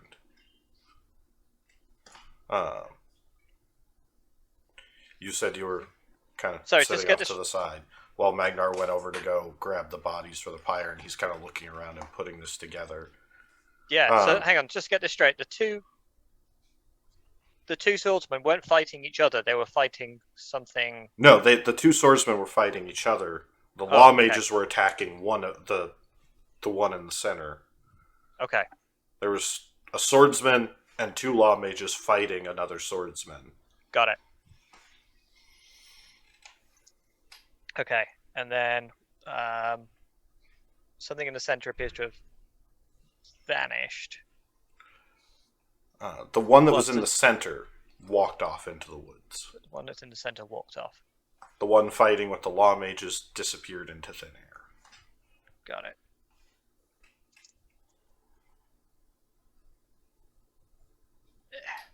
Adrian, what is this black stuff? And I think there's a track leading off. I think we've got someone still alive out there. I'll investigate, see what I can tell. I'll touch the black stuff. I'm not sure you All should right. touch it. As soon as you touch the black stuff, I need a Constitution save at disadvantage. What did I just say. Can I put a hand to him and say guidance? Do guidance? It's too late. Nope. 15. I said at disadvantage. 13. All right. I'll use a hero point. All right. So 17. So you feel yourself overwhelmed with anger. Just this overwhelming surge, just looking at everything that happened, this overwhelming amount of anger just flooding into you as blackness begins to form, this black splotch forms on your hand, sort of like a bruise. And you calm down and shake off the anger, but the little black splotch remains.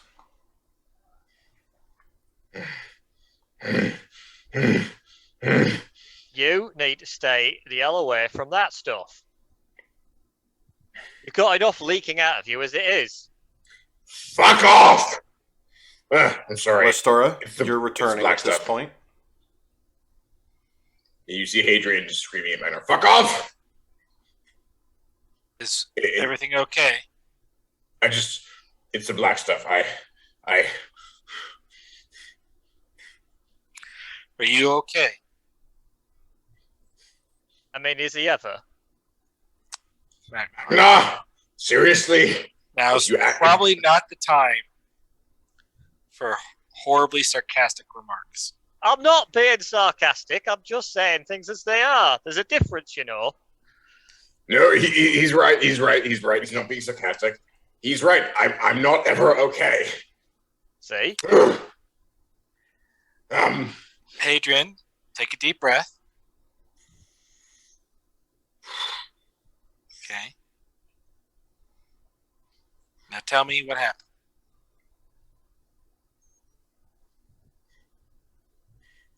The spawn of AO destroyed our home, and no, not thinking about that. Not that. What happened here? Somebody, right now? somebody killed somebody and wandered off into the woods. The All trail right, leads that's- that way. That'd be Drill, the Inquisitors. No, I have no idea who it I'm was. not sure about that because, like, the law mages, you see the inky black coming out their eyes. Well, I've That got a thought. blackness can corrupt anybody. Maybe that's what happened with Jill. If he somehow did something to Godric. Godric. Godric is trying to contain this. Jill is trying to harness it. Either way. Perhaps, yes. Well, if you know where he went, then I suggest we go get the two others. They're over by the waterfall. Right. We need and to be we subtle had- and careful about this. Addis, Garth, get the fuck over here! Addis is not okay coming towards the village for now. So, where are It was just tracks a heading? camp, like a A camp. Yeah. Where are the tracks heading? make an investigation or a survival. Magna Well, I'm asking in character. points off in the right direction. That way, as far as I can tell. All right. I want to get the tracker here, though. Addis and Garth will meet, and I will meet you on the edge of the woods there. Okay. Hadrian, by the way, is just like on his knees, still breathing heavily, like. And Westora, as she's saying that, she'll just put a gentle hand on his shoulder. Give it just a gentle little squeeze, and then she'll head off towards the waterfall. All right. Come on, let's head up that way. Let's get you away from this black stuff. You all start to make your way towards the waterfall. And we're going to take a brief break here. All right, welcome back, everyone. To our viewers, we apologize for the delay. We had some technical issues that we had to sort out and decided we'd be a good time for our break. But welcome back. Last we left off, you guys were all... most of you were trying to head out to meet back up with Addis, wherever he was, while the others were following the trail out into the woods to kind of circle back around. Magnar and Hadrian, make investigation checks. Oh yeah, we're really good at these, right? We're so good. Give me a second. Whoops. Not with Stora? I thought you were heading back towards Addis. Oh, I am. Okay. Yeah, I was. I thought they might be as well. Sorry. Yeah. I thought, weren't we? Oh. I think we started to follow the trail. Yeah. All right. I got a big fat 7. Do investigation. So as best as you can tell, the tracks lead about 100 12. feet away from the camp to the south. And there is a shredded deer. Just parts everywhere. A rock that has been pulverized. Bits of it are dust and littered around. Trees cracked and broken and splintered in half. Sort of a 50-foot radius of just brutality in this forest. And Hey, Magna, do you think Addis fought that rock? And then the trail heads back into the camp, and you kind of lose track of it as eventually you guys kind of circle back up and around. Your best bet, Magnar, is that whatever happened, whoever walked away was really pissed off and just took out their anger on whatever was nearby, and then walked back into the camp and kind of looked around, wandering through the camp, and then disappeared.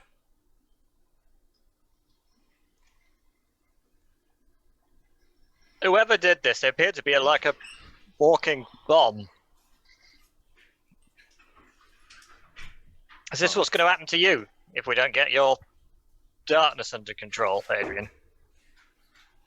I'm gonna grab him and hug him and say, only one way to find out. No, but really, it's a problem. Actually, we should really take this very seriously. And you guys kind of I'm very glad to hear walk that. back up towards the kind of make your way around towards where the waterfall is to find Addis, Garth, and Westora kind of sitting there relaxing.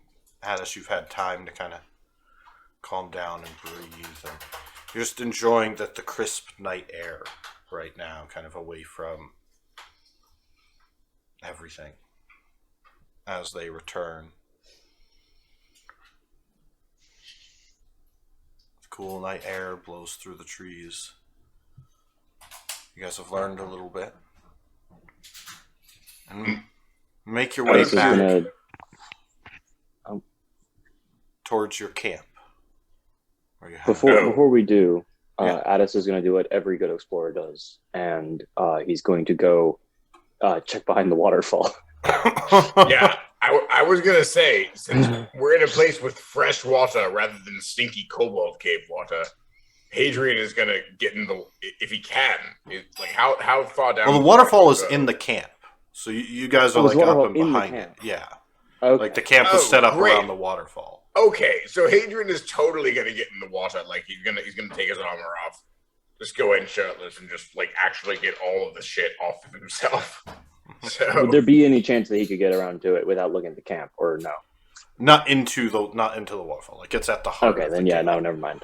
You Sorry, had I thought they were saw what was happening and ran to like a spot downstream where, as close to the waterfall, as you could handle being. He'll wash himself off and downstream and then head back to the camp. But yeah, yeah, no, Hadrian will strip in the camp and just like jump in the waterfall and just Because the waterfall's in the whatever happened area, and you guys kind of head back to camp. Yeah. After rinsing off,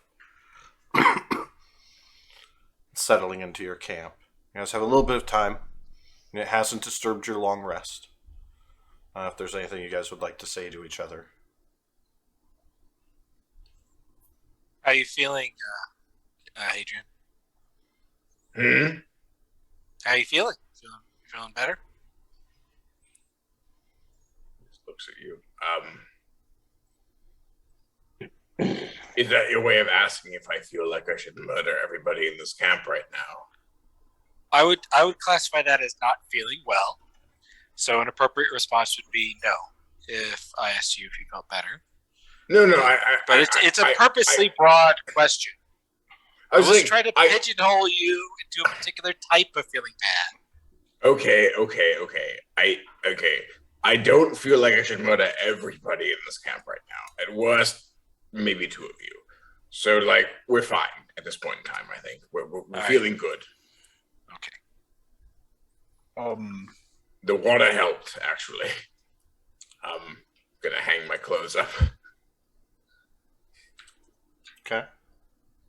I would like to talk to Adish for a second. Okay. Adish. Yeah. Yeah. What's up? Are you feeling all right?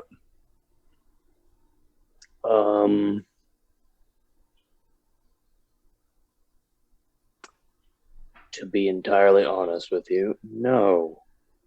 I'm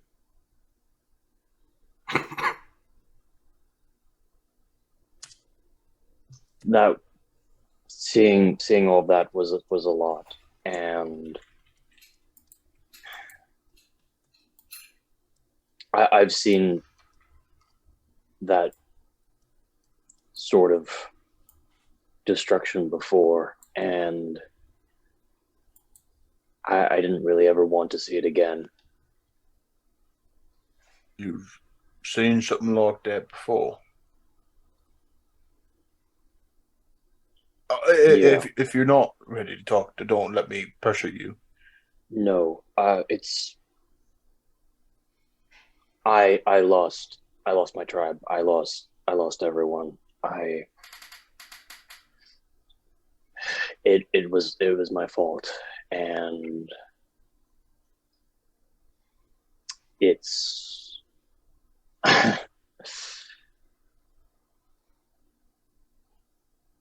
when I first took the stone, I felt so invincible. I thought I could do anything. I thought, hey, I'm so much stronger. I'm so much better. I can go into any of these rooms. I can find all these ancient secrets. I'll be a hero. I'll get to I'll understand. I'll be able to fulfill some sort of divine purpose, and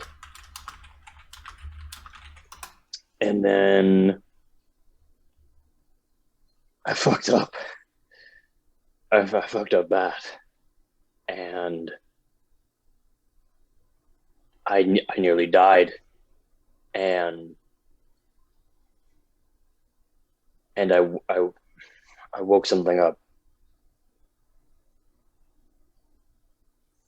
and it nearly killed me, and then it killed everyone I loved. Garth will take his hand, reach up and put it on your shoulder. He'll say, me and you have a lot more in common than I thought. So, Magnar, what horrible guilt trip do you have? And he will turn around and walk away. But other than being a disappointment to be parents, none that I know of. Oh, I think everybody is a disappointment to their parents.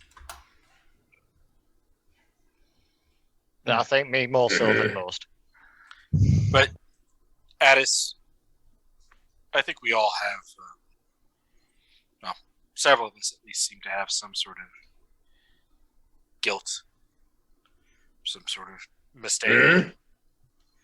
So I think you're in good company, if nothing else. Yeah. How do you manage, Restora? I don't very well. Fair. You seem very put together, I'll tell you that. That's mostly because I don't talk about it.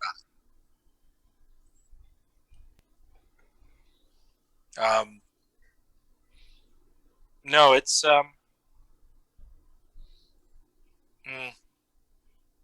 I'm trying not to think about it too much. There are more pressing things at hand. I mean, if you ever do need to talk about it, I feel like we're here. You know, That's very kind of you. Thank you. I'm not very good at this. Sorry, That's all not right. like you. I don't think I'm particularly good at it either. But yes, sorry, Adrian.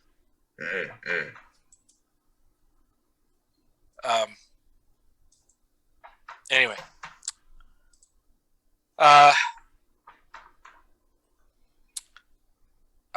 I'm suddenly feeling quite tired. So, As you guys settle in for your DM, Hadrian would like to talk to Barry and then to Goth. All right. Do you have speak with animals? No, I Okay. don't, but I just feel like I'm going to Okay. sit down next to Barry and just put like, hey, so, you're a bear. How's that working out for you? oh. Oh, yeah, I get it. We don't all want to be what we're born to be. Yeah, I get it. Raw, right? Like, sometimes you feel like deep inside, you were born to be a killer or a bear, and you want to be a hero or a drunkard, and you can't quite get there. But you know what? I appreciate you, Barry. I think you're great. You're a great bear. Puts a little paw on your shoulder. He's very a therapist. I hope that you're not going to be offended by this, but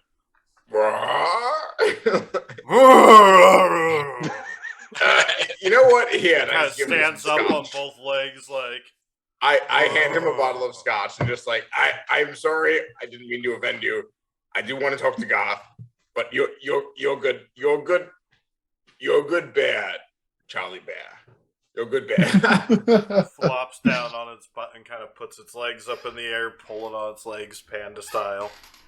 I pet his head and I just look at Goth and say, so, Goth. Starts chewing on your hand.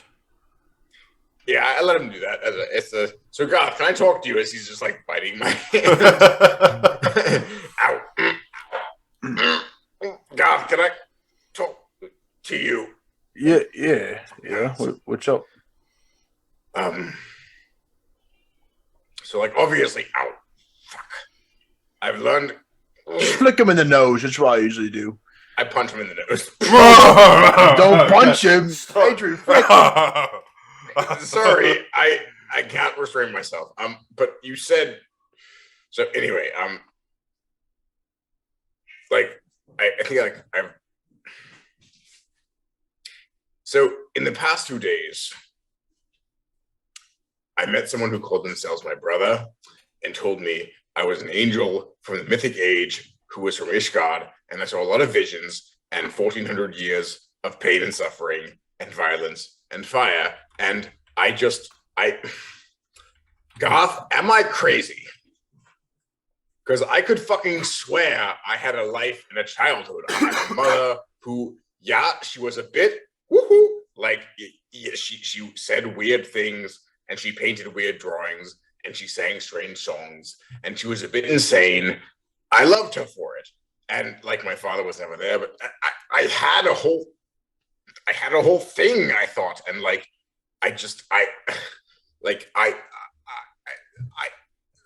Look, I often imagine things when I drink as well. It just comes with the territory. I've just been drunk this entire time when Godric attacked the caravan. Maybe you were drunk and thinking you had a life before that. I'm not saying Godric is wrong. I think maybe you just don't have the best memory. Then how do I remember that tower and that dragon? I'm not in your head. I couldn't tell you how. But maybe it's your body telling you lies, your mind. I mean, I've done that before. I remembered things that didn't actually happen, mostly because I'm drunk and I don't remember. See, you're My saying mind I'm just just like replaces memories you're sometimes. saying I'm just drunk and crazy. Probably. That I'm not actually an angel of Ishgard, and that this is all just in my head. No, I think that is the real one. Wait. That's a really fucking mixed message. You said everything was like because I was drunk, and now you're saying all the crazy shit is real. I think the crazy shit is real. I think that your other life is not. Wait, okay. No, this is not what I wanted to. Like when I first met you, you were like this. Like you Like were what? like, the black stuff and shit. And like crazy. I think. Cross my arms. I was Garth? probably drunk. Garth, Yeah. I don't It's hard to appreciate say, being. Garth. I mean, it was Valakia. Him getting into fights and killing people in Valakia is just self-defense. Right. Yeah, Garth, when I met you in Valakia, it had been because I was running because I had been in love with a beautiful woman, Sanaya, who I betrayed, and I doesn't fucking matter. The point is that Make I a don't history think- check, Garth. Oh shit. Yeah, everyone stand back. I'm about to use my brain. Go for this nat 20. Come on. History. You I'm can good still at these. succeed. Still succeed. I'm good at these.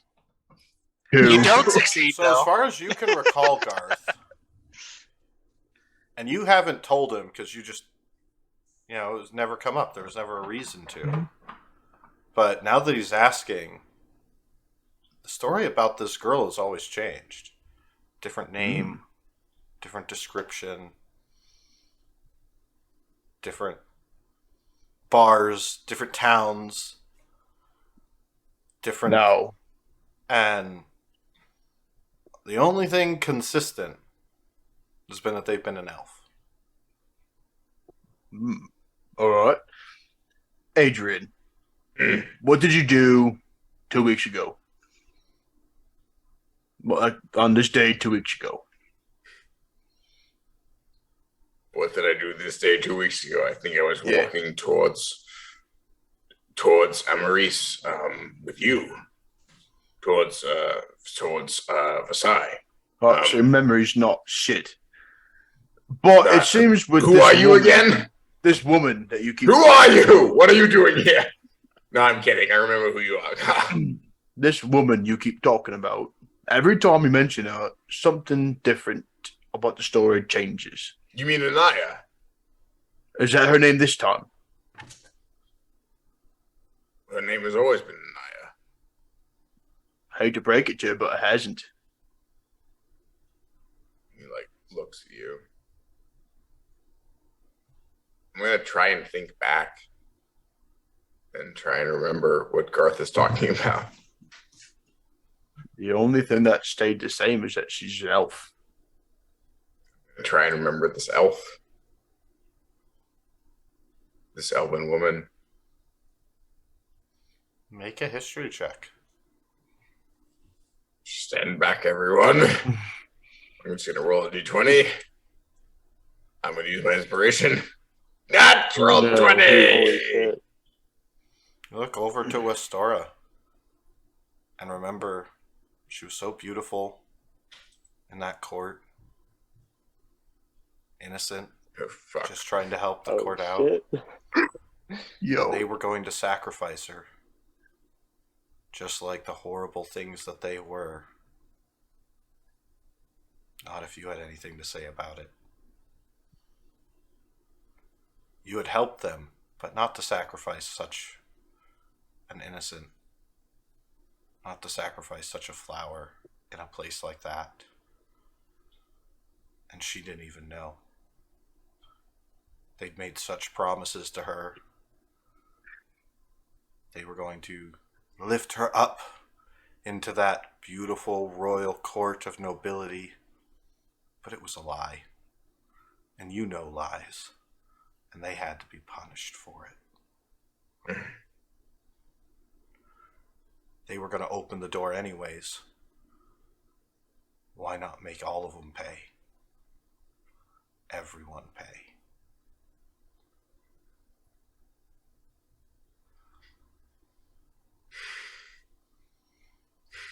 I look at Goth. And I just say, yeah. Always an elf. Yeah. She didn't That's what deserve was. that. He says, looking at Westera. Nobody deserves that. But you said you killed this woman, yeah? Perhaps in some minds. Perhaps I elevated her to greater heights. How do you kill someone in their mind? I said in some minds, not in hers. She still lives and breathes. And he like grasps his head and just like see his eyes like go out of focus and just Hold on, I've got something for this. I'll reach into my bag and I'll pull out a little cup and pour him a nice cup of ale and I'll hand it over to him. I punch him. Fuck, what? Why? Make an attack roll. Hit me first. Yeah. 16. That hits. So 1 plus your strength modifier and damage. Yeah, so that's 6 damage. Oh. As he Get bloodies your away nose. from me. Well, okay, Is, look. is Westerer awake right now, by the way? Yeah. I tried to help you, Yeah. and you're gonna fucking punch me in the nose. She's mostly Yeah. just ignoring you. Look, Addis, God. Getting ready to- Addis will to come over and be Dress like, event. what is happening? Shut up. Addis. I I go over to Westera, just like ignoring Goth and Addis. Oh, tried what is it. that? He's talking about a bunch of bullshit, and I tried to offer him a cup of ale, and he punched me in the nose. Okay. If- That's seems a bit extreme. Right, that's what I'm It's- saying. Are you okay, Hadrian? I look her in the eyes. Do I remember anything more about her as I'm looking at her at this point in time? Mr. Just is that like, they were all going to die. you try to look at her in the eyes. She's like, I look at her and I say, I remember more about that night. Your mistress, had deemed you to die for her own benefit. And I tried to step in to prevent that. I didn't want. I didn't want you to perish for the whims of a Fey Queen. I'm not entirely sure why. can I make a history roll, see if this brings back any, or whatever roll you think is necessary? Yeah. See if make it brings a back history. any memories. All right. I'm going to spin an inspiration. Okay. To re-roll that. Oh God. All right, hold on. Get some hero points, yeah. And I Yeah. assist her because I've I'm got- literally grabbing her and being like, hey, do you remember this shit? I got two options here. Besides, technically, well, I don't know how it works with this re-roll house roll for inspiration, but technically, inspiration normal rolls gives you advantage. Which is If what you this use it system before would the give you. roll, I allow you to gain advantage on it. If you use it after the roll, you get to re-roll, but you have to keep the new result. But you roll the same roll as you would have. And Okay, out so of if I had curiosity, am I not advantage allowed to for whatever help? reason, and then I spend an inspiration re-roll, it would be the same. You'd re-roll re-roll with at it. advantage. Gotcha. But you have to I'm keep gonna the new do- roll. I'm going to do two things. First off, I'm going to use my talisman Okay. Oh, to give me a D4. See if I can get me. It gets me up to 8. Then I'll go ahead and do a hero point just because if I'm lucky, it might get me up to 14. 11. All right. You recall standing in your chambers, the woman with her flowing, deep blue hair, the beautiful face, these sort of ruffled feathers, kind of like a crown around her head, the long gossamer gown, taloned, almost like bird legs with the scales all the way up of blue, the heavy greenish blue and black wings of feathers like a cloak around her, and the blue tint to her skin as she was dressing up. Oh, don't worry, darling. It's all going to go fine. You just say the words, we open the gate, and then we elevate us and a few others that happen to be helping to an entire new status, an entire new tier of royalty in this world. There'll be no more need for autumn and winter and spring or summer courts. No, no, no. There'll be but one court. Court of seasons. The court of the changing colors. And you will be my most treasured princess. You just have to make the deal. We need the deal to open the gate. So remember your words, and I'll take you places you wouldn't dream of. Couldn't dream of. And that will be such splendor. You've worked so hard for this. Now come. Oh, here, have another sip of wine, darling. Is this Zomera? Yes.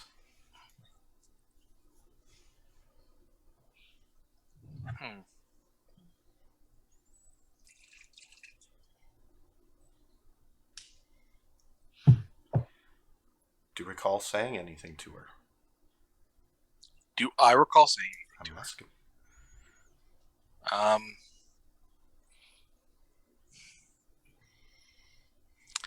It's really hard to say because I don't know the full context yet. But I would imagine that at this point, no, I would not say anything. All right. I would probably be trying to fulfill my duty. All right. Names do come to mind that you were supposed to recite. Gilles de Ray Prismari, Ali Alasachez, Zomira of the Changing Colors,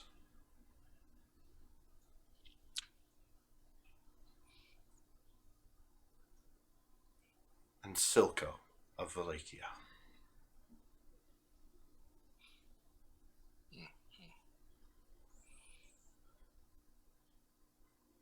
There was another, but you can't quite recall what it was. And you were calling out to that which sleeps in the beyond. Beyond the world and realms, past the constellations, since time before time. The last of two. You recall one that was whole and one that is imagined. One that is known to all and one who should not be known to those who do.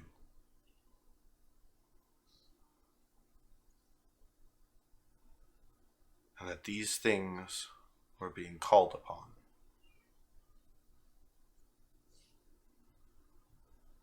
And that you were supposed to offer your future so that they might step into this realm and form a new court, to form a new kingdom.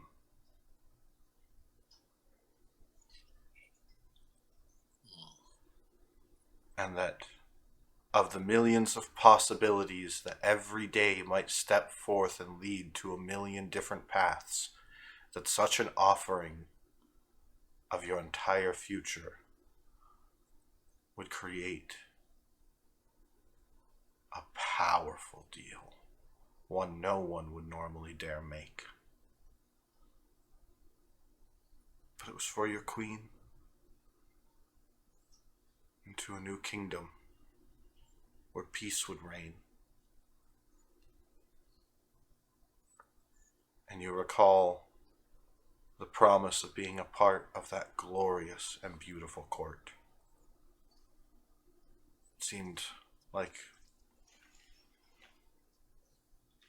an entirely new potential. Why sacrifice? There wasn't a problem, at least at the time, with the idea of infinite possibilities being offered for such a certain beautiful possibility.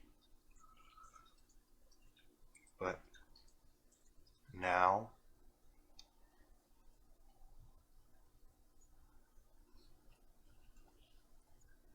you wonder. And you can process it how you would. This is just what you recall thinking in that moment. He's looking directly at you as you're processing this, by the way. Just Yeah. You might have been okay with it. You might not have been. You The might. question is if I understood, like, there's like this idea of like promises being made to her, to Westora. And they were open. I don't know if she understood.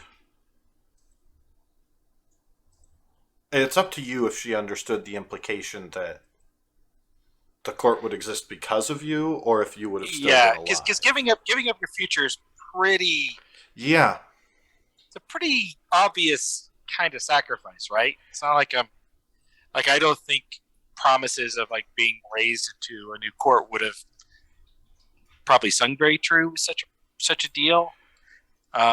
There's so many possibilities, and Fey magic is hard to predict. So. Right. But because I think how I think of this probably will impact how I respond to Hadrian's intervention. Yeah. Right. Because if I was expecting something and I felt betrayed, that's one thing. If I knowingly was sacrificing myself, and I was fully prepared to do this, I knew the risks, and then Hadrian stepped in. You would have known the risks. Yeah. There was the potential that you were just erased from that point for this new kingdom. But yes, there was also the potential that you would have had like a predetermined sort of destiny at that point to make the new kingdom.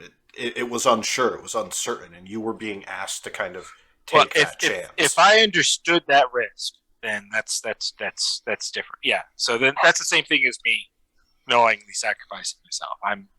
I am still, because there's that risk there. So all right. So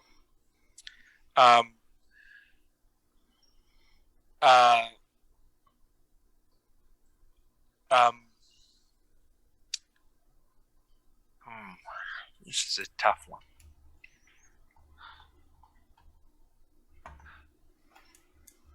And we've lost, I think. We lost Hadrian. Yeah. So, and there's a lot of details you shared there, Frosty. I and know. I'm not sure I caught all of it, so hopefully if you could share that at some point. But for now, Westora will look at Hadrian.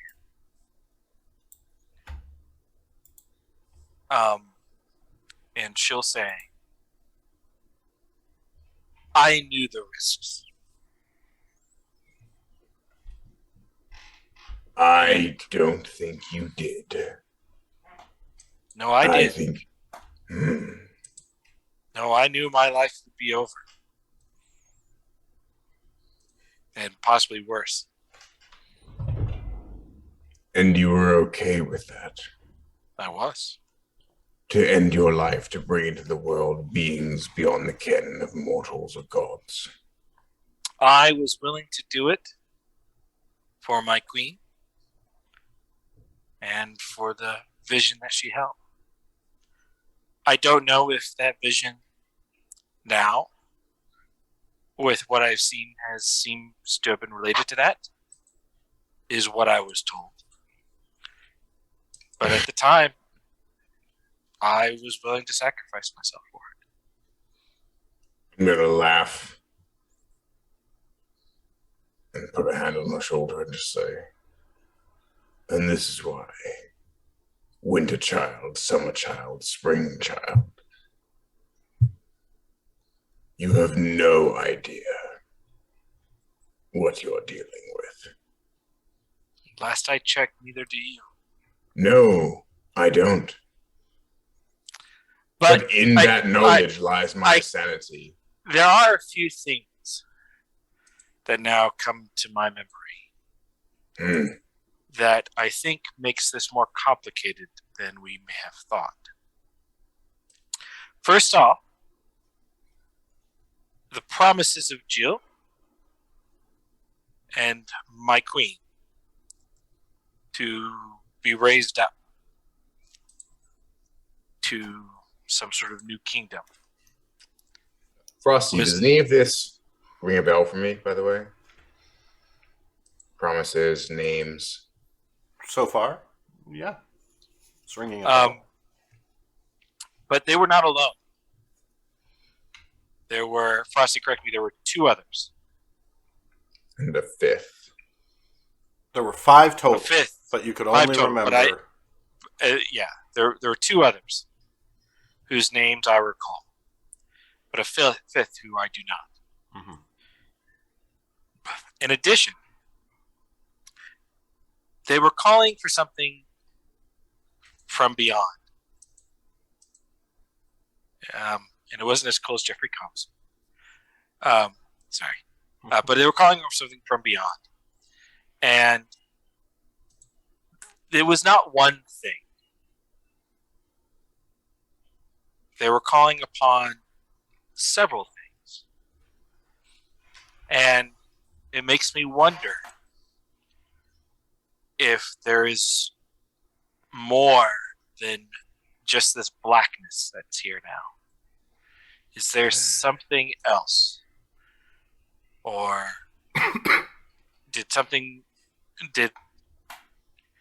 was it not what they were expecting, or something other?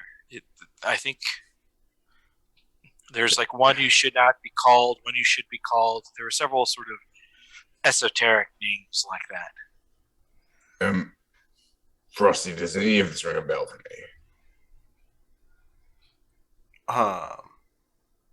Make a history check. Nope. 7.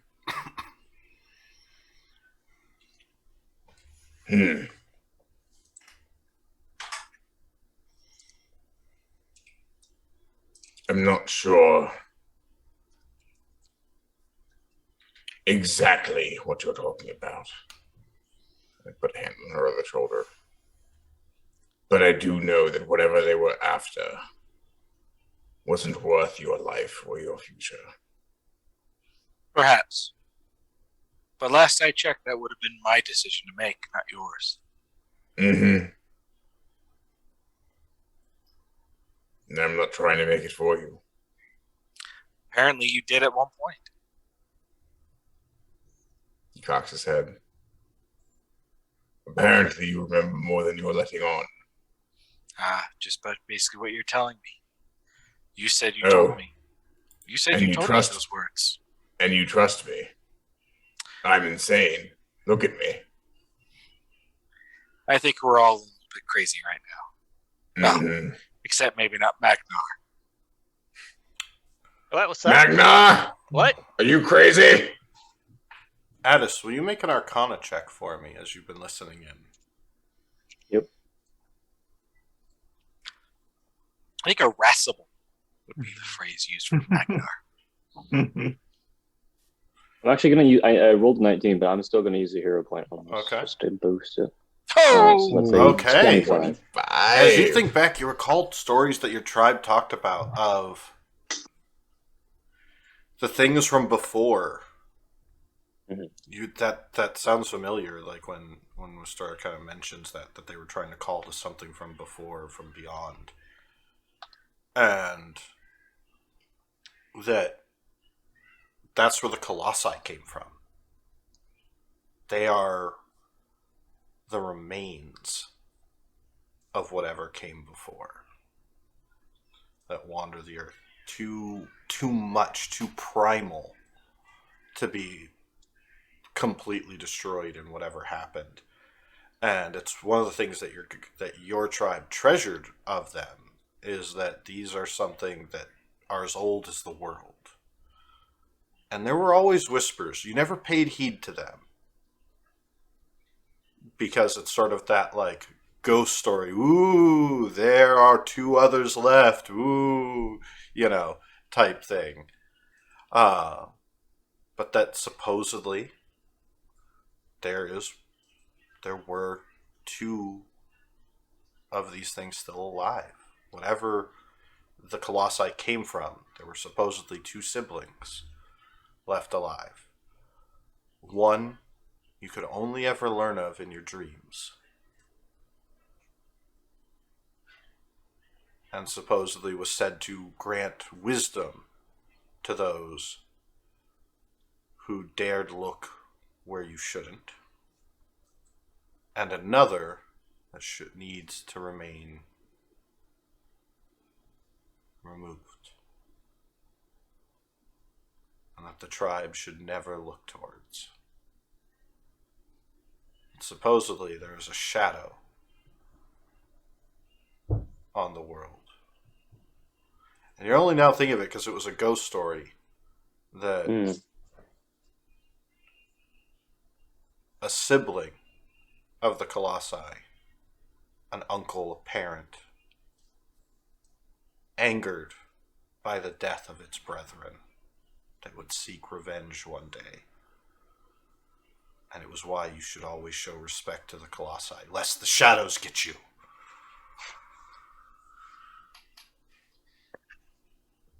There are no shadows here. There's no inky blackness. We're all fine. Thank you very much. Frosty, can I ask a question? Yeah. See if Zamora, if Wastora would know this. Why, if I screwed up that ceremony and didn't give my queen what she wanted, why do I still have powers given by her? Make an Arcana check.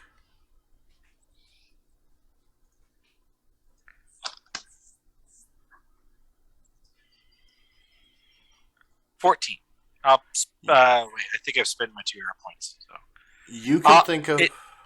Is that a failure? If No. it is, I'll use... Okay. You can think of 2 possibilities. Either A, your pact is not with who you think it is,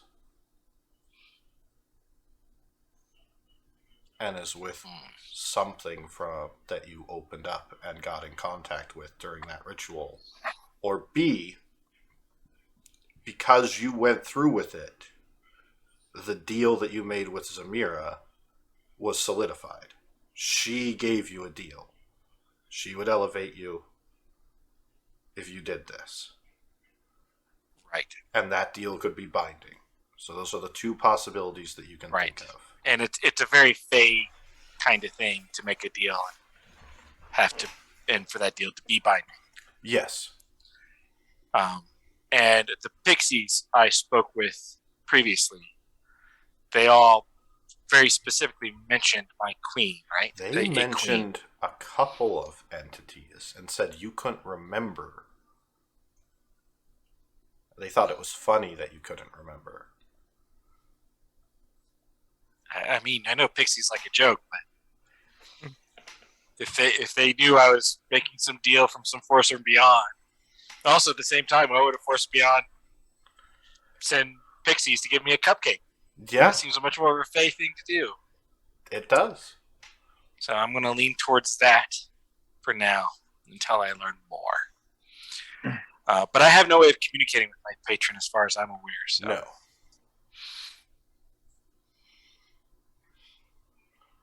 Okay, that was my question. All right. Yeah. I mean, you guys are all kind of sitting around the campfire, listening, trading, hearing the conversation. So, I have a couple of thoughts. We know of Jill and Zamora, which is the Zamira. Zamira, which is the Winter Queen. But these other two, and Frosty, please help me with the names, and I'll make a note real quick. Ali Alasachez. Ali Sanchez and Silco of Wallachia.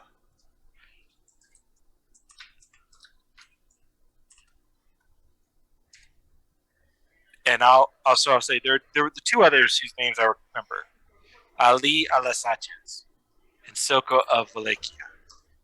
Do any of you know these people? Can I make a check to see if I do? Yeah. Make a history check. I'll make a check to see if I do. Yeah. Yeah. Can I make a check or? Yeah. I think we all can. It's just Okay. the History? DC is going to be different. I won't, only because then the question would sound awkward. If I said 20! Fuck yes! I'm gonna use my inspiration. Do I remember the fifth? I'm going to use a hero point to see if I remember the fifth. That's 25. I want to know who the fifth person is. 17. 21. All right. So, By the way, Frosty, was me trying to remember the fifth person because she mentioned there was a fifth.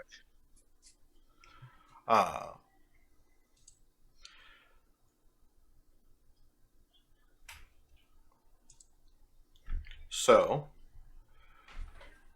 Magnar, Mm-hmm. what you would know is that Ali Alasachez sounds like an Uldan name. And that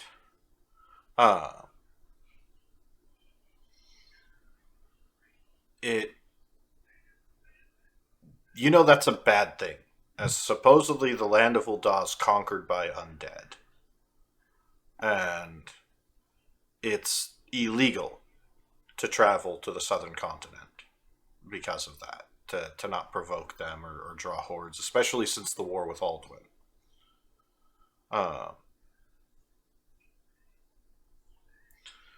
But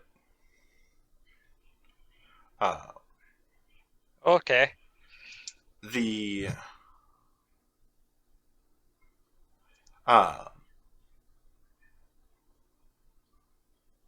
that's the only thing that you recognize out of that. Addis and Garth,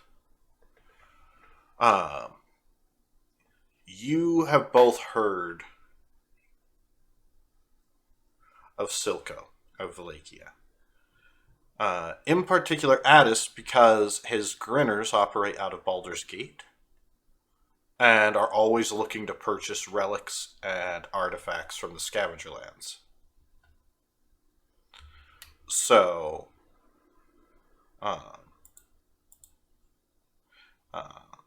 and Addis just dropped out.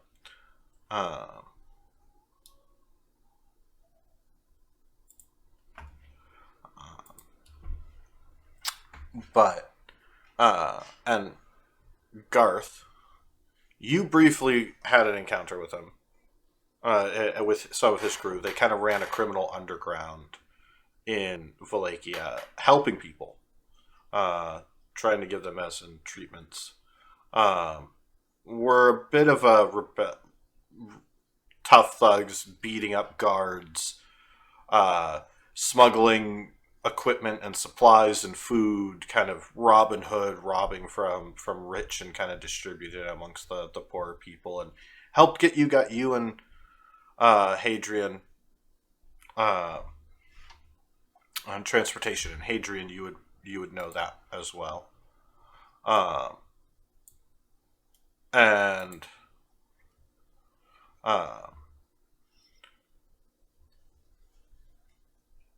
going back over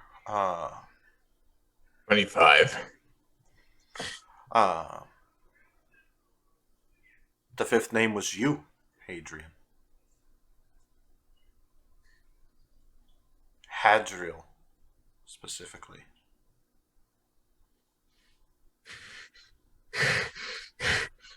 I still have hyperventilating.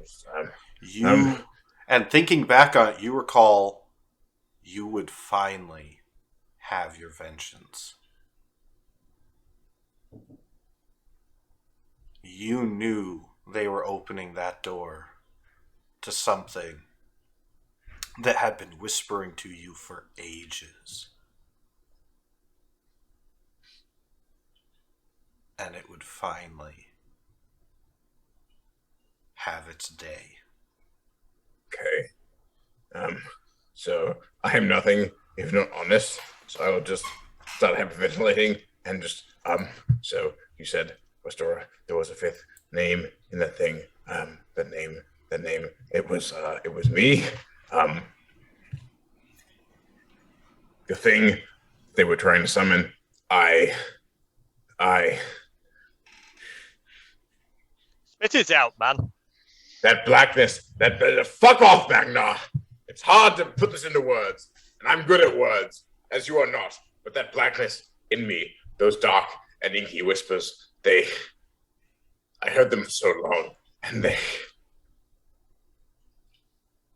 I knew that if this ritual was complete, they would come, and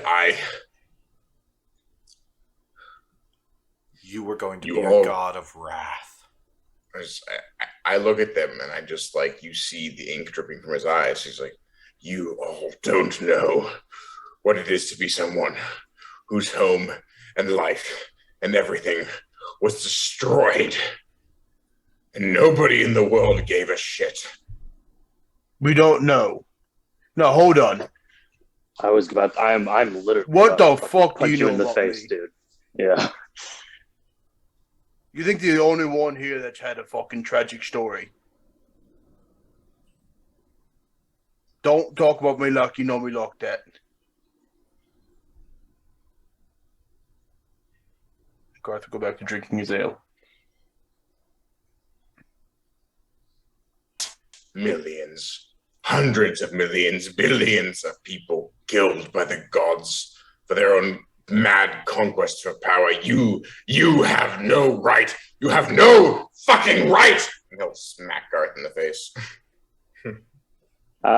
Frosty, I think I can't access Roll20 sadly, but I think this might be initiative because if he's attacking Garth, I'm rolling initiative as well. You guys can story it out how the fight goes if you want. Sure. Yeah, I'm just punching Garth. I'm not trying to make this a deadly combat. No, but this is the second time in the night that he's attacked Garth, so this is definitely. And I'm headed off too. Yeah, of course. I think Westora is going to step in, try to calm things down. So I think I'll tell you, or kind of say, Hadrian, you go to throw a punch, kind of to smack Garth.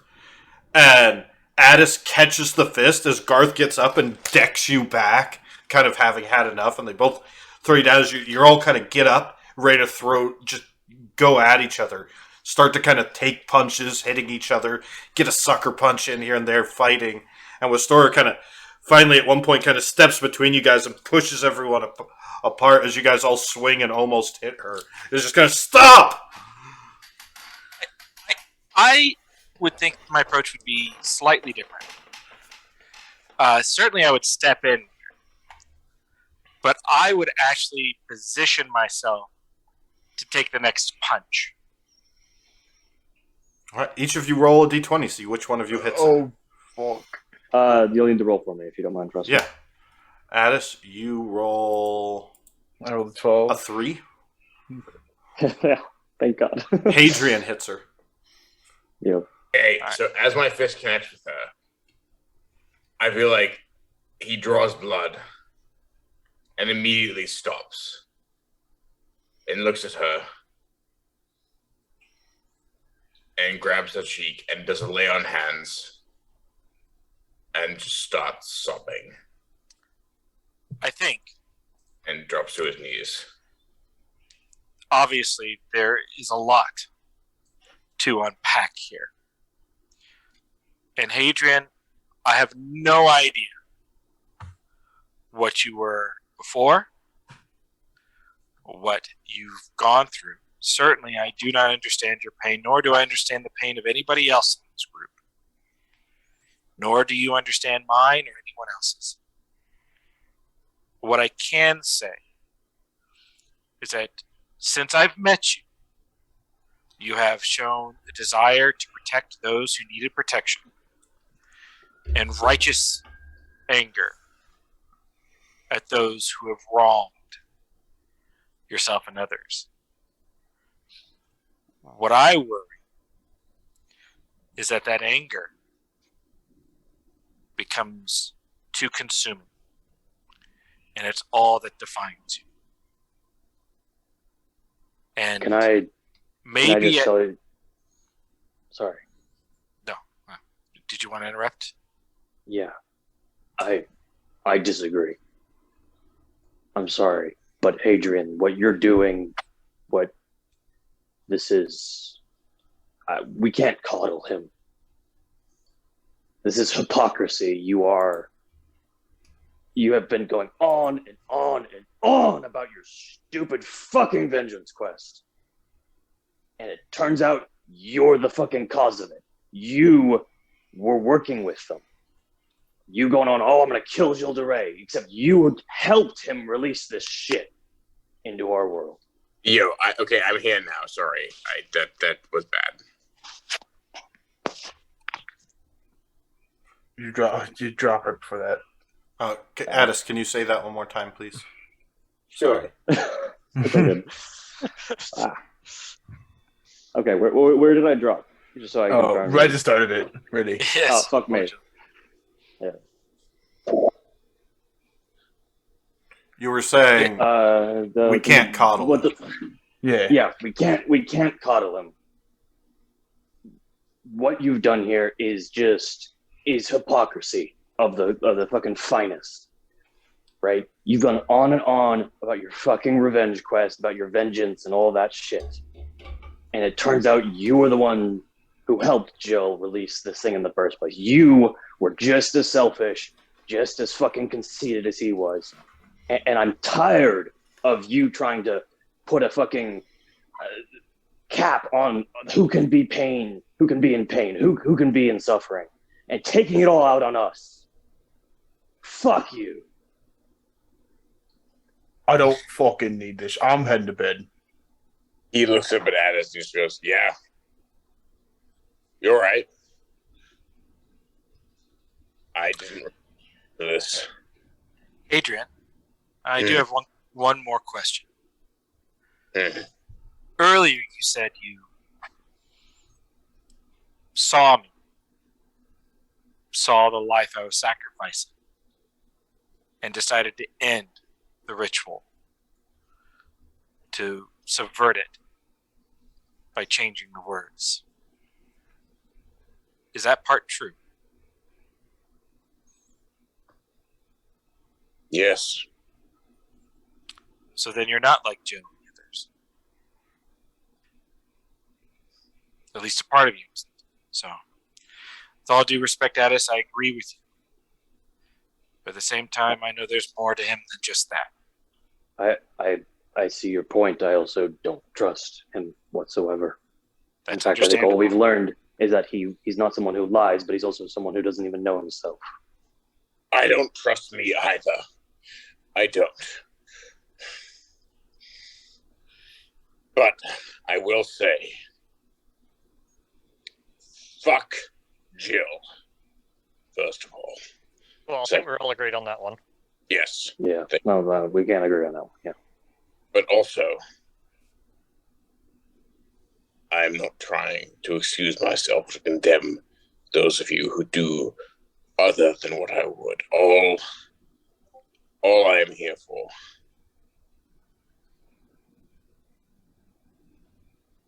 I came to this country seeking a brother, and I found an enemy. Maybe one who can be reached, but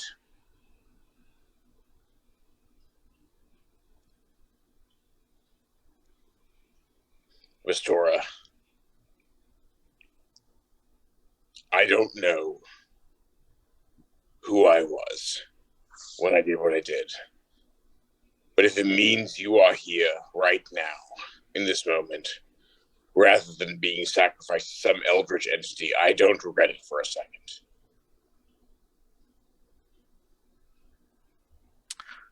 Well, I think we're back to the conversation we had a little while ago about seeking answers.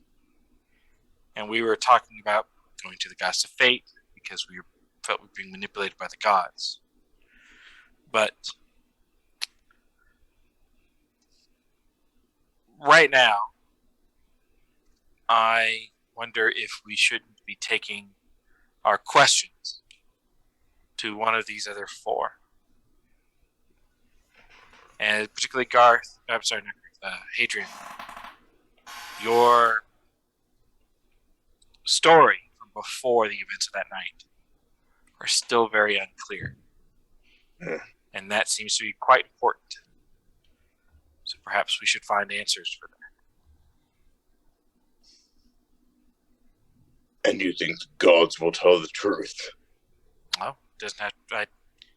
I think the gods are doing something for a reason, and it might be a good idea for us to know what that reason is.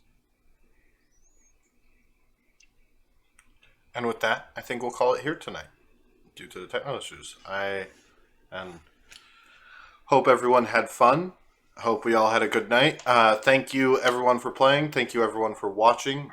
We appreciate it. Again, you can check out our past episodes on YouTube at Andromeda Adventures. And I hope that you'll give us a like, follow, or share us with your friends.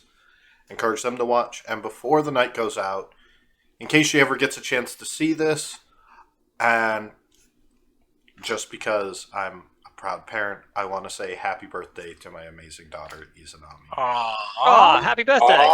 Happy birthday! Thank you, Happy birthday. everyone. Yeah. Have a wonderful night. Bye.